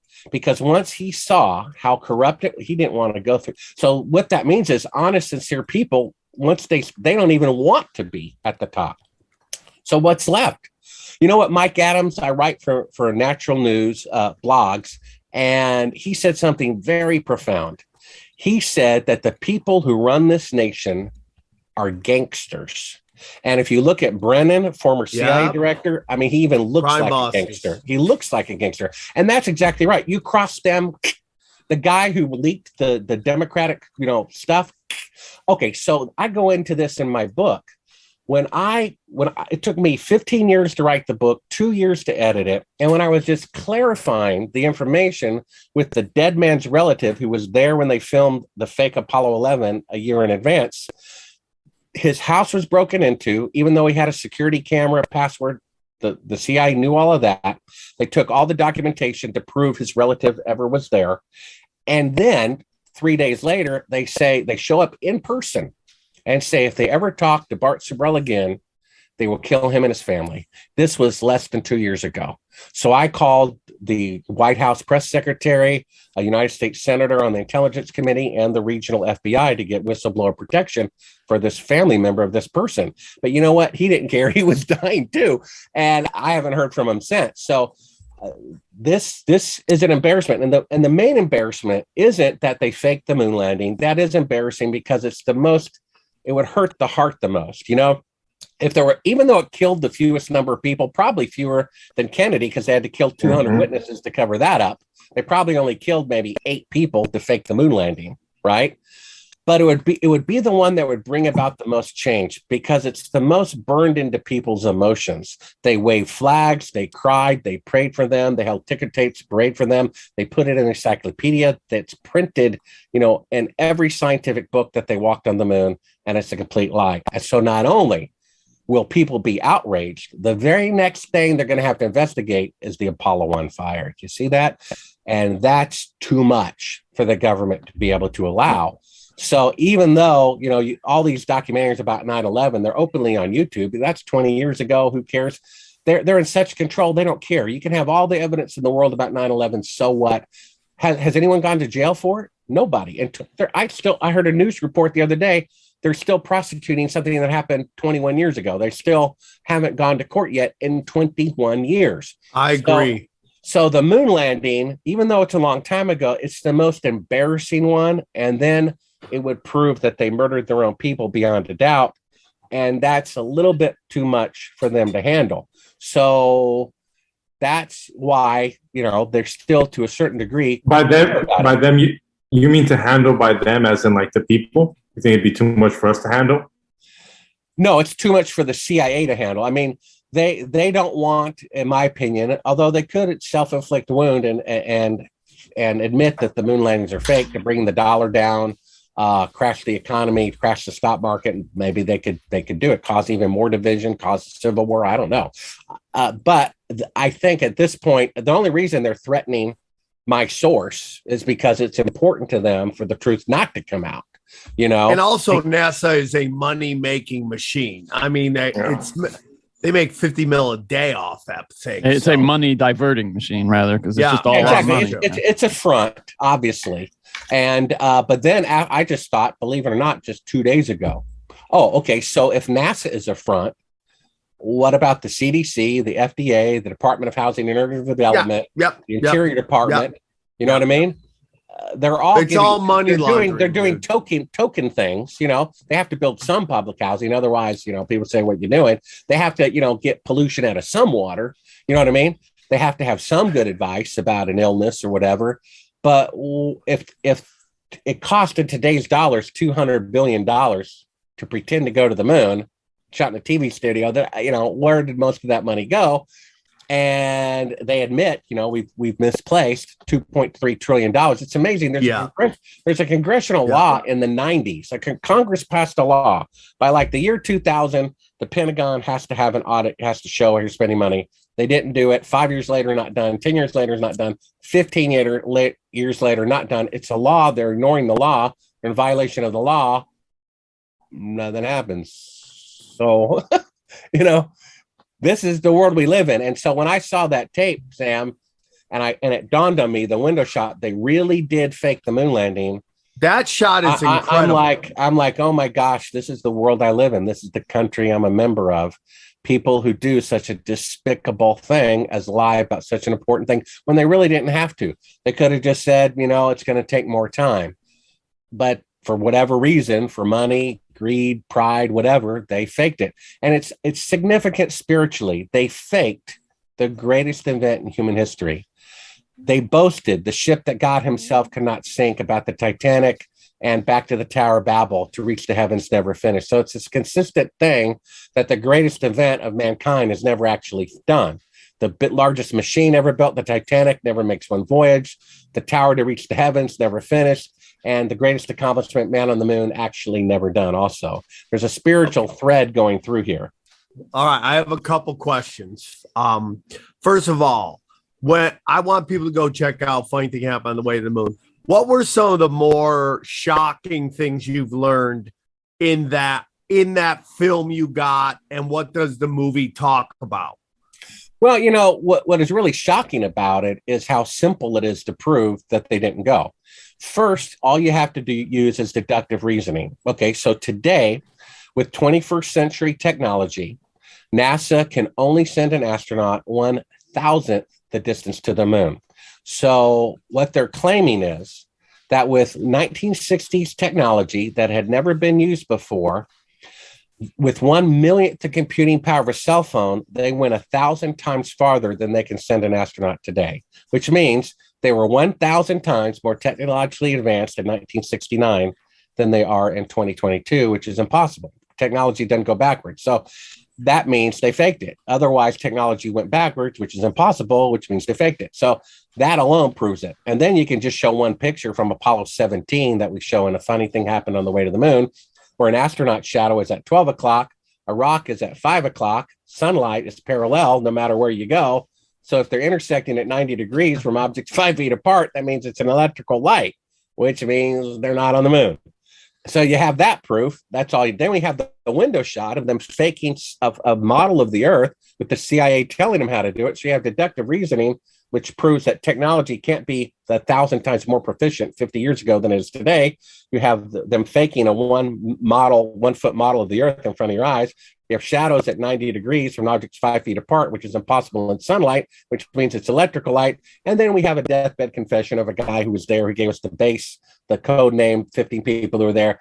There's more than enough proof that it didn't go. To me, the shocking proof to me is the window shot. That was when I realized that window really shot go. is, even Rogan talked about that back when he was down with the moon being faked. But, you know, I mean, that is shocking, where it's like this famous historical picture that they have you believe in is actually. Yeah, and for now, some reason he's saying that he thinks they went. I mean, that's like saying I'm sitting in the audience of Copperfield, levitating an elephant, and I'm like, wow, that's amazing. Someone says, well, go backstage, and I see the crane, and then they say, go back in the audience and be fooled and amazed again. Yeah. So I don't understand. What's the official line on that footage?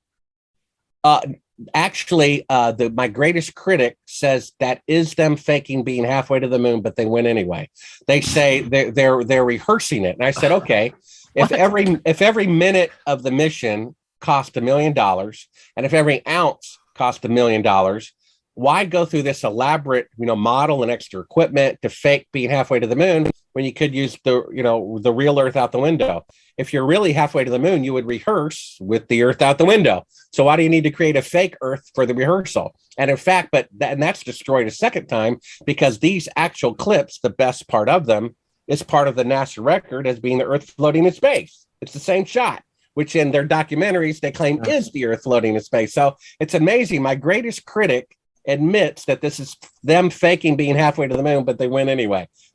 I talked to a professor out of Aerospace University. I said, what if you saw Neil Armstrong confess on national TV, crying, I'm sorry, the moon landings were fake, I was there, it was fake? He said, I'd still believe they went. I mean, wow. What can you do? And this is a guy teaching college in aerospace, right? I mean, that's people that still got the COVID. Dissonance. Yeah. It's people that still got the COVID after getting the vaccine, still telling you to get the vaccine. Yeah. So I talked to a guy who got 3 shots, still got COVID, and he parroted the line on the news. Well, but you didn't die and go to the hospital, so it's working.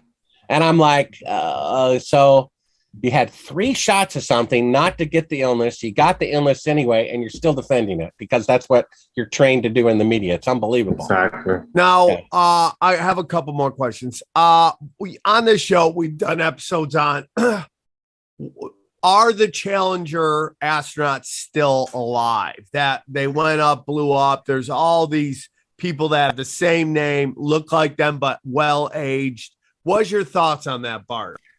Well, what's the most valuable thing that you have, Sam? What is it? Time. You're a smart guy. You know, I could be a millionaire, a billionaire. I could lose it all and I could make it back. You can always make more money, but you can never make more time. So if there's a spiritual battle going on, which there is, regardless of what you believe, I know you see that. Okay. Then I believe there is. I think this is all spiritual. Then, you know, the Bible says, even though we're saved by grace, which is we can't undo people we've murdered, but we could be forgiven for it. You see, that's what grace says. But at some point, if you're unrepentant, you're not going to make it into eternal life, right? So we have a limited amount of time to turn away from our sin and towards spirituality. And if we're distracted, we have less and less of that, and the devil's going to win. Now, the devil was a fallen angel, and the Bible says, woe to the earth because he's thrown down to you, and he's mad because he knows his time is short. He's right now an eternal being until God takes him and destroys him. He knows that's coming, and he's basically taking it out on the children of God. How can he get even? How can he hurt God? By pulling people out of heaven. How can he do that? By distracting them. Why do you think? I mean, people watch 100 hours of television a month. That's 2.5 work weeks. 2.5 weeks of work people spend vegging out when they could be, you know, talking to one another. I saw people at the park I'm near. They obviously drove to get it. It's a lake, you know, and father and mother, or husband and wife, son and daughter, all in their cell phones, not looking at nature, not talking to each other. So I think if they can fake a picture on the moon, which they did, then they can fake an after picture of this person. All that is simply a distraction. It doesn't matter. That's the bigger issue. It doesn't matter whether the Challenger people are still alive or not. It doesn't matter. What they're trying to do is to distract us from the corruption. Isn't it interesting that it doesn't matter. They're wasting your time, therefore they're winning. If we keep debating whether the earth is flat or round, they love it because we're wasting our time. You see? So that's jacking your loosh. They're just messing with conspiracy people. They could pay a guy from the Pentagon to say I was there when I talked to aliens, and they could deliberately have a craft they made in a factory, put an alien hieroglyphic on it, have a sheet over it, and deliberately have the sheet blow off when people are going by, you know, to say, oh, I saw this, you know. People, alternative media people need to wake up and realize we're being led by hook and nose most of the time. Look at the fact that almost all of the alternative media is talking about Ukraine. That's what they want us to. Don't you see that? Every media station is talking about Ukraine, and now every alternative media station is talking about Ukraine, when we should be talking about what they don't want us to talk about. You see, we're playing into their hands. They'll say, you know, I met a general who said, you know, UFOs are real when he was told to say that. You know what I mean? We have to be aware. There could even be, you know, fake people in alternative media. Do you believe in clones? Sure, absolutely. In fact, I have information that they were cloning people in the early 60s. They were using people in the military and military families to do that. They've had a lot of technology, at least electronic, you know, doesn't come out until later. And they were doing that for all. For example, I think I talked about this on someone's podcast, Face of the Sun podcast a long time ago. I'm started as an actor, theater person. I know actors, and I noticed that the current Pope, and an actor, Jonathan Pryce, and this is before the movie where Jonathan Pryce played the Pope, 5 years beforehand. I said they look a lot alike, but 20 years apart in age. And then somebody told me, because I don't maybe go into that part, but basically there's fingerprints and there's face and all that stuff. But one of the best identification markers is the earlobe and the shape of the ear. It's like a fingerprint. So I did an enlargement on Jonathan Price's ear, and I did an enlargement on the same ear on the Pope, and they were identical. They even had a mole in the same place. On Jonathan Price, 20 years younger, it was barely there. And on the Pope, it was really there, but in the exact same spot. And then 5 years after I point that out in a podcast, he plays the Pope. Now, if somebody sees a picture of Brad Pitt, from the 1800s, is it because he went back in time, or is it because it's that they're cloning multiple copies of something? I don't know, but it seems to me that if they have the mole in the same place, the same ear, and I noticed they looked exactly alike, like a twin, though 20 years apart. I mean, how can the mole be in the same place? How can the ear be the same shape? And how can I notice they look identical? How can that happen? Can that be random? He is the Pope and he is a famous actor. Those are kind of in the same circles, you see? So maybe they find a model that they like. Another interesting thing is, if fallen angels are aliens, what do aliens want? That when they abduct people, for one thing, they some people invoke the name of Jesus and they run away, right? So why would the name Buddha, Bart, Sam matter to aliens? But for some reason, saying Jesus makes the aliens run away. And then they're very interested in abducting or harvesting eggs from women and sperm from men. What is that all about? Maybe they can't breed with each other, therefore they have to, create things from scratch. So it seems like there's something going on there. Cloning, alien abduction, something like that. In fact, the two top UFO researchers, not only did they claim after independent research that UFOs are real, but they're from Earth, not from outer space, they used the word demonic. So if a fallen angel has been around for 6,000 years or more, they could have technology that can become a spacecraft, submarine. I mean, that's really the best. You have 3/4 of the Earth to hide. Yeah. Right? Yeah. And they're seen coming out of the ocean, but they're not from outer space. They're out of the ocean, which means they're from Earth. And so if they have 6,000 years of technology, yeah, you probably could that'd be the smartest vehicle to have, wouldn't it? Something that could be a submarine and an aircraft at the same time. You can't do much better than that. And that's what people see. So Bart, let me ask you something. Do you think Michelle Obama's got a dong? Well, we've all seen those pictures where she's wearing tight pants. We've seen those, and we've seen something that maybe shouldn't be there. And then we've also seen and heard when Obama was on, I think, the lawn of the White House, and there were dignitaries, generals, and whoever was there, when referring to his spouse, said, "Me and Michael, blah, blah, blah, blah, blah." He didn't go back and correct it, but he said crystal clear, "Me and Michael." Now, if you were a transsexual and your name was Michael, you'd make it Michelle. If you were Alex, you'd be Alexandria, right? If you were Bob, Bobby with an IE. So, I mean, why would you say Michael ever? I mean, I'm sure you've said Michelle from the day you met till now. Why would you even say Michael? Unless somehow you maybe met as Michael. So if honorable politicians are really dishonorable, if people who are national heroes for walking on the moon are really liars, if someone who claims they're straight, they could be gay. Someone who claims they're gay could be straight, and this, that, and the other. We know the world is run by a bunch of liars, so they're probably lying about a bunch of stuff, where they're from, who knows, their sexual preference, what they're going to tell people what they want to hear. And I mean, I heard him say Michael, and I saw in more than one video something that seemed to be out of place. And then, of course, we have that famous comedian blurting out that that's the case, about Michelle Obama. Yeah, he killed her. Yeah. Now, what that has to do with anything, I don't know, other than... You never know, bro. Might have something to do with something. We're in a world of deceit. That's a fact.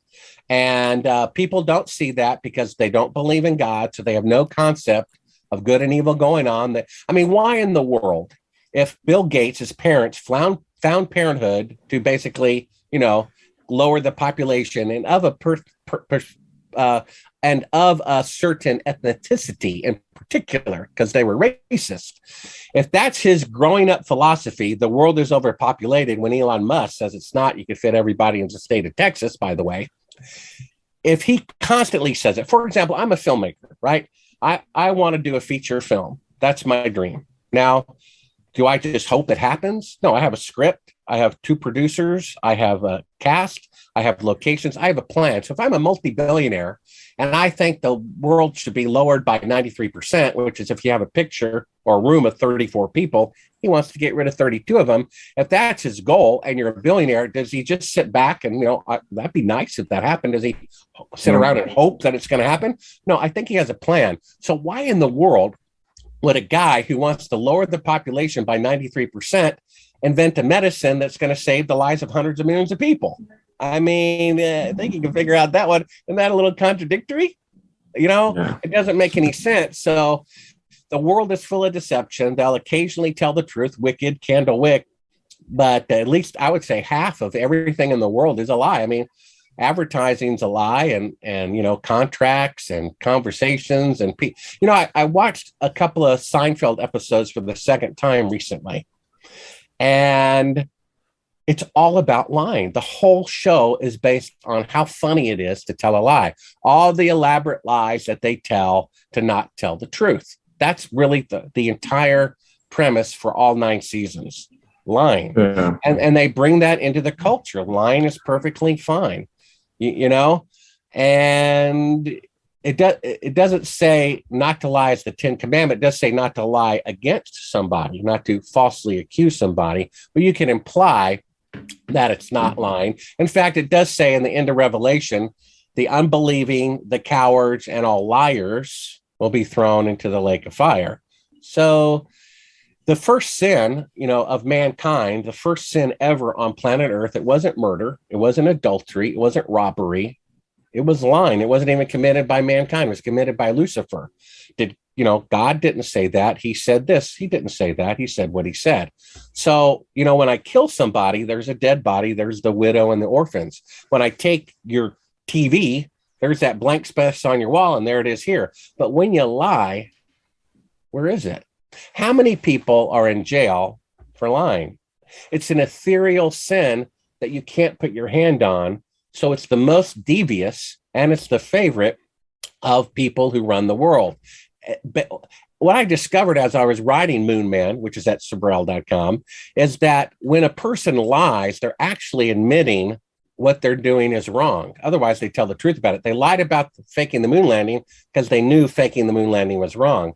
So when someone lies, including the government, you, me, whoever, it's actually an admission that what you're doing is wrong. Otherwise, you would simply tell the truth about it. Jesus says the truth will set you free. And there's Groundhog Day, there's Flag Day. I always had this fantasy there'd be Truth Day. I thought January 1st, a friend of mine says, no, everyone will be hungry. So January 2nd, maybe it should be New Year's Eve when everyone's drunk and they'll be more likely to spill their guts while they're intoxicated. But just tell the truth. I had a time in my life where I kind of did an experiment. I'm going to tell the truth about everything. And it was so freeing, literally emotionally freeing. Does this dress make me look fat? Yeah, it makes you look fat. Do you like this color I painted my house? No, it's terrible. Is Jeffrey Epstein alive? Is Jeffrey Epstein alive? Now that I think so. Back to the earlobe, because when I took a picture, I turned it, reversed it, or whatever. A picture of him and his earlobe, and a picture of the corpse going out with an earlobe. They were not the same ear. No way near the same ear. Okay, I gotta ask something real quick. I'm gonna ask two more questions. First of all, you got punched by Buzz. Was it a tough punch? Did he connect? Yeah, he did actually. It actually hurt my tooth. You can see from the video. I'm kind of going back. He's got a good velocity. I didn't see it coming. No, the guy's in good shape, and unfortunately, basically, he should have been prosecuted for assault. I mean, it's on camera. Right. Eyewitnesses there. The prosecutor told me we're not going to prosecute a national hero. Now, isn't that interesting? Your scales of justice. You know what I mean?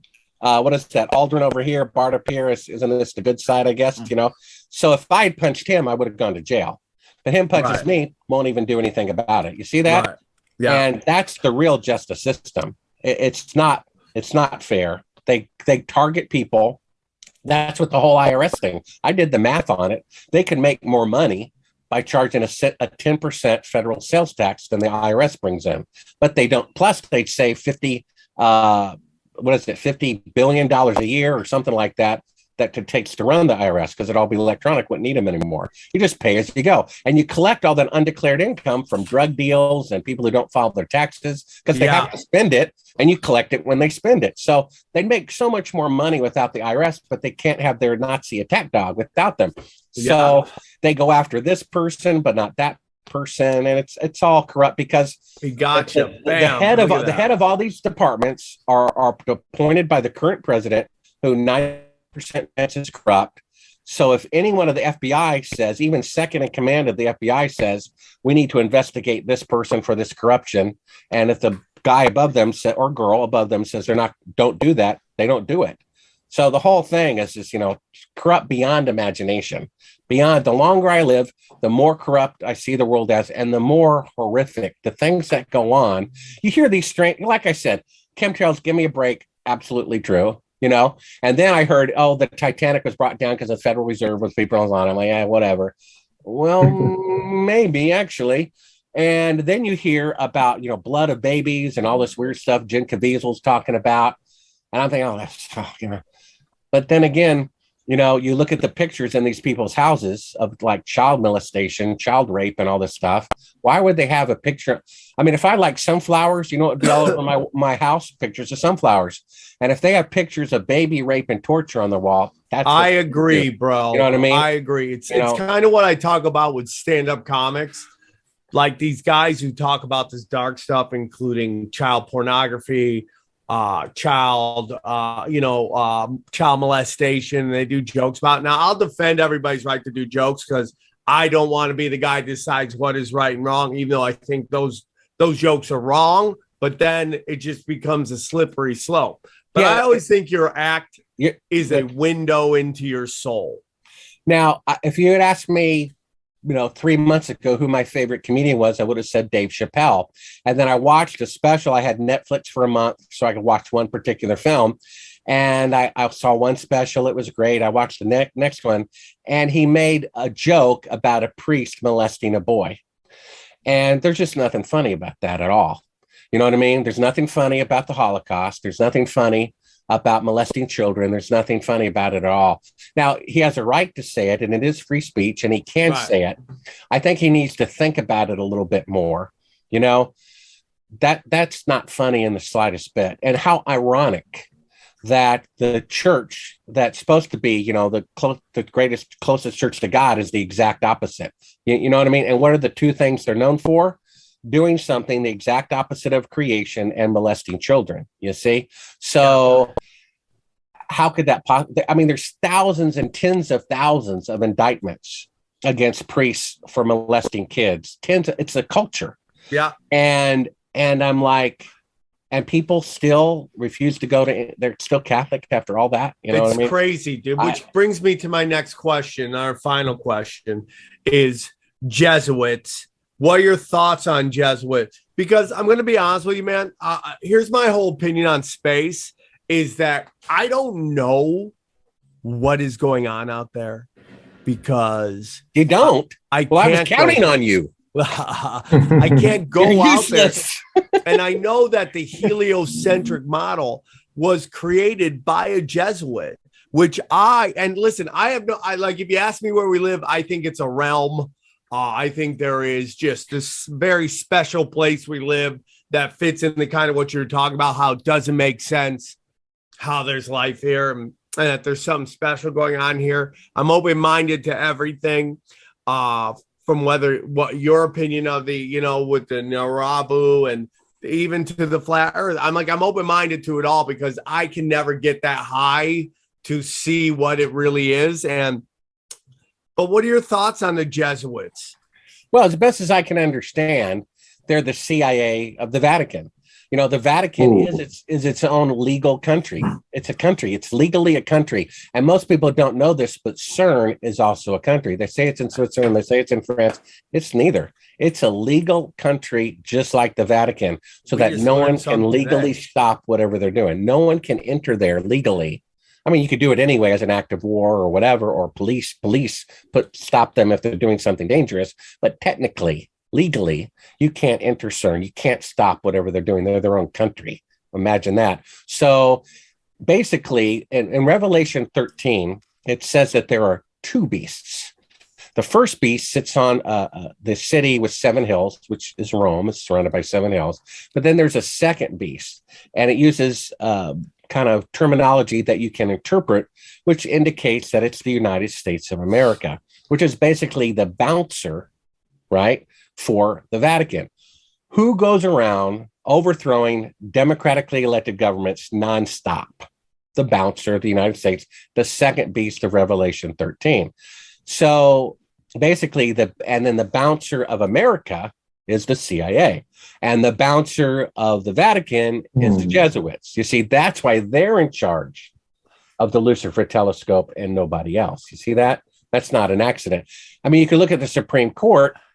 There were 2 religions only on the Supreme Court, at least at this stage. One of them makes up 20% of the population, and one of them makes up 7% of the population.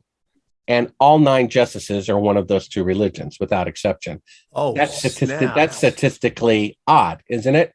So, the good thing is that a Supreme Court nominee could tell them what they want to hear and be their own person and do what's right. That's a possibility. Let me throw out another conspiracy theory. I haven't mentioned anybody, but I think the head of the Supreme Court guy, if you tell me his name, he's kind of a young looking guy.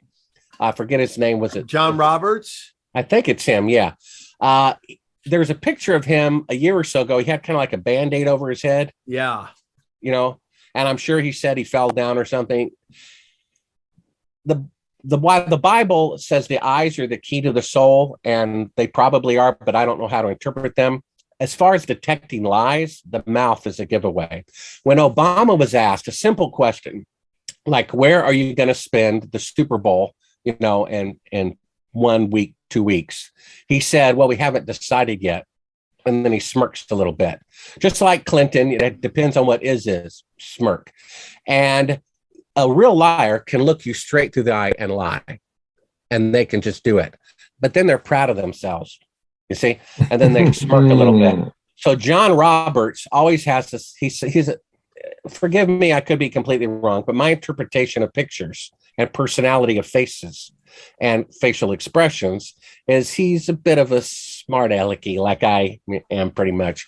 And I don't know why, but it just hit me that little scar on his head was someone like a mobster telling him, you better do it this way. And he said, I'm going to do what I want to do. That's, I believe, where that thing came from. Somehow, that's what my spirit tells me, that Kennedy was elected through pretty much Illuminati gangster connections, at least in part, Chicago, wherever they got the last votes. But once he was in there, he decided to do his own thing. And so they're not going to allow that, right? And so Supreme Court justices are kind of the same way. You're supposed to do what we say, and we listen to your private phone call. You have a mistress when you are married, or you have a gay relationship when you say you're straight, or whatever it is. They say we're going to release that to the world through the media unless you vote this way, whatever. He has that facial expression to where at some point maybe somebody asked him not to do that. I mean to vote a particular way, and he said, "I'm not going to do that," and they literally punched him. And hit him with a board or whatever in some environment somewhere. I know it sounds silly, but I think something like that happened. That it wasn't falling down the steps. I think someone roughed him up. And if they're listening to Supreme Court justices' phone calls, that's an established fact, to blackmail them, then what is roughing them up to? Hitting them upside the head just to remind them that they could be killed next time. So if we have Supreme Court justices that are being blackmailed, then in a way they're supposed to be above the president of the United States, really. You know what I mean? At least as a whole body, you know. And honest people can't make it to the top. You know, what can we do? There's a scripture where Jesus, in talking about the last days, not only does he say tribulation in the last days than at any time in history beforehand. And my opinion is why that is because we'll have multiple tribulations simultaneously. Earthquakes, meteor strikes, pandemics, economic collapse, you know, all simultaneously. And then he goes on to say, unless God intervenes, meaning he will, no one will survive. So unfortunately, my interpretation of that is the evil people, they are going to win. I mean, the people who killed Kennedy did a fabulous job. The people you think the evil people are going to win? Well, before divine intervention, I'm saying in this realm, before God comes in, before the second coming, they're going to have their way. You know, the Bible seems to indicate that this is their domain up until a time. So they did an excellent job killing Kennedy. They did an excellent job faking the moon landing. They did an excellent job with 9/11. They did an excellent job with the pandemic. And they're only getting better and better. And they're only infiltrating more media, more and more seats of government at the local level. I'm talking about councilmen are infiltrated. I'm talking about administrators of hospitals are being blackmailed and bribed. It's everywhere. And if the Bible says everyone would die unless God intervenes, it's going to get so bad, which to me means it can only get bad if the evil people are in charge. Therefore, they're going to win. There is no physical way, in my interpretation, of stopping the evil people. They're too much entrenched.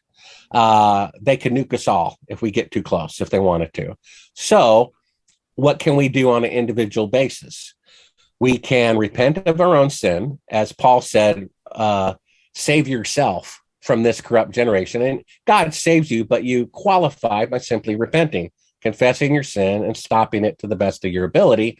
And then maybe move to the country, maybe start stockpiling a few items, you know, and ride it out to the best of your ability. That's all we can do. You know, if my most favorite, I wouldn't say it's my favorite, it's actually not my favorite, but the most important scripture in the Bible to me is, what good is it to gain the world and forfeit your soul? And that's why I feel sorry for Bill Gates. I feel sorry for George Soros. I couldn't agree more. I feel sorry for them because they did fake the moon landing. You know, brilliant job. And they're doing the pandemic brilliantly, and they're going to do whatever's coming after the Ukrainian war brilliantly. And then when they die, you know, they won't make it. They will not live forever. And if someone doesn't get eternal life, they're a complete failure. And for those who don't believe in God, at least believe it's possible. Read The Privileged Planet, because if you're wrong, if there is a God, and if people who turn from their sin are given the gift of eternal life, there's anything less than that is worthless. No matter what riches you have in the world, you can own the whole planet, could be yours. The space shuttle, the space station, every airplane, all the gold and rubies and all the women, if you're a guy, could be yours. And it's still meaningless because it's only going to last 90 years. And eternity is trillions upon trillions upon trillions. And it'll be a world without sin. God promises that. He says, basically, he's letting this go. It's like if I have a 21-year-old son and he graduates college, I give him the keys to a car. What he does with it is his. He could DUI it into another car. He could, you know, sell it for drug money. And that's, people say, well, why does God let evil things happen if he's alive? Well, God doesn't allow the evil things to happen. We do. He gave us the earth, and he's going to let it go on and let us fail or succeed, in case fail, as a divine lesson for all the angelic host and for ourselves. And next time, you know, that'll be it. It says sin will not happen a second time. So God is not going to let gangsters live forever. He is not going to have that happen again. This is a test, whether you'll go the selfish physical way or the, you know, disciplined spiritual way. That basically you can either have pleasure now and pain later, or pain now and pleasure later. And if the pleasure lasts forever, you're better off betting on God, better off betting on Jesus, because if there is a God and if there is an eternal life and you qualify for repenting, I think it's well worth the price. So that's all we can really do. I think the evil people are going to win. It's going to backfire on them because, they're going to either kill too many people or their own people are going to start dying. It's going to backfire because if unless God intervenes, no one will survive. That means they're not going to survive either. They're going to start a chain reaction that's going to backfire on themselves, anyway. So even if they win, they end up losing even in this realm. So all that we can do is save ourselves from this corrupt generation by repenting of our sins, turning to God, and pledging to live a righteous life from this point forward. And maybe move out of the cities and maybe stockpile a few things to ride it out because something's coming. Janet Napolitano warned us. They're warning us now. There was a 9/11 exercise, day at 11. There was a coronavirus in China exercise to happen, and in July they're doing a cyber attack, rehearsal. So if we take the previous pattern, it's going to be 2 months after that. What they're going to want to do is some event, whether it's a comet, asteroid, rogue planet, whatever, they're going to want to take down the alternative media. They're going to want only their point of view to be heard. And they have to take down the internet and only allow broadcast television, which is 100% controlled unless you're some, local UHS station somewhere, right? They're going to want to take that down. And they have to have an excuse for it, right? They have to have an excuse for martial law, the pandemic. They have to have an excuse for food shortages or one world currency, maybe World War III through Ukraine. And they're going to have an excuse for taking the internet down so that the only information you get is theirs. Right. I mean, if all that I saw, there was no alternative media, I would think the pandemic is real. I'm a sucker. What can I say? I believe the moon landings are real. And I thought chemtrails were stupid. And I was wrong both times, So that's what they're after. They could even have, part of the internet working and part of it not working and claim the hackers did that. That's probably coming at that point. Are we going to have banking? Are we going to have food? And to be quite honest, and I've only shared it a couple of times, I had a heart procedure. Fortunately, they didn't cut me open. They went in through like a vein in my leg and they like poked a hole in my heart. I'm asleep, of course. And when I woke up, I don't know if it's because anesthesia was such a great restful sleep. I was just super wide awake. I mean, like I couldn't sleep for more than 24 hours. And the split second I went to sleep, I had a vision of letters in front of me. It said Luke 21:11. Now that's pretty specific, isn't it? So naturally, I looked it up. It's Jesus answering the question, what will be the signs of the ends of the age? And he said, there will be great earthquakes in various places, disease, pandemics, food shortages, and great signs in the heavens. Ago, I had a dream where I saw a license plate on the front of a car. In my state, you don't have to have them on the front. You can put whatever. And the license plate said, Mark 13 through 14. That's pretty specific. So I looked that up. That's also an end time scripture. I believe the first vision scripture, which was more than a year ago, is God basically saying the end times have begun. Don't wonder, it has started. The second one, I'm paraphrasing, it says, when you see Jerusalem surrounded by the enemies, of God, flee to the mountains. Now that part stood out to me. Flee to the mountains, which I think God is saying, get ready. If you want to survive it physically for as long as possible, flee to the mountains. Get ready. Get out of the populated cities if you can. Or Knoxville. If you're stuck there, let's go. Yeah. And hey, hi, Tony. And so I think God is telling me, there's still some time left to stock up on supplies, but that window of opportunity is closing quickly. All right. Flee to the mountains. Bart, it was a great show. You came, you saw, you dropped the hammer of the gods on us. One more time, tell them where they can find you. You can go to Sibrel, Sibrel.com. You can get a copy of Moon Man, which reveals, all this new information about the moon landing fraud. If you want an autograph copy, I make a little bit more money off of that one. It's there, but a regular one is just like $20 for print, $10 for Kindle, and I think $18 on audiobook. And it's an interactive book. There's 15 links that you stop, you read part, you go to link 1, link 2, link 15. There's one of the links on there. When you see it, I mean, it'll just give you goosebumps. It's basically a subliminal message someone discovered in the national anthem from 1960. It was already there saying consume, obey, submit, obey government. The government is your God. Right in letters in between frames. You can see it. It's undeniable. And I use that as an example of media control, which preceded the fake moon landing. All right, brother, you were great. You know, you came, you saw, you blew away our expectations. We're very honored to have you on. You have an open door to come back whenever you want. I hope the swarm shows you none but love. And I appreciate you guys. Sorry, I was a little under the weather, so I couldn't make it in the studio. But today was a banger. Great show. And I hope to see everybody in Arizona and Texas. And we will talk to you soon. Thank you, guys. Great week of podcasts. We love you very much. Have a great week. Take care, everyone. Bye. We go deep, homeboy. Aaron, open your mind. Drink from the fountain of knowledge. There's lizard people everywhere. That's some interdimensional shit. Wake up, Aaron. This is only the beginning. Dude, you just blew my mind. Tinfoil hat.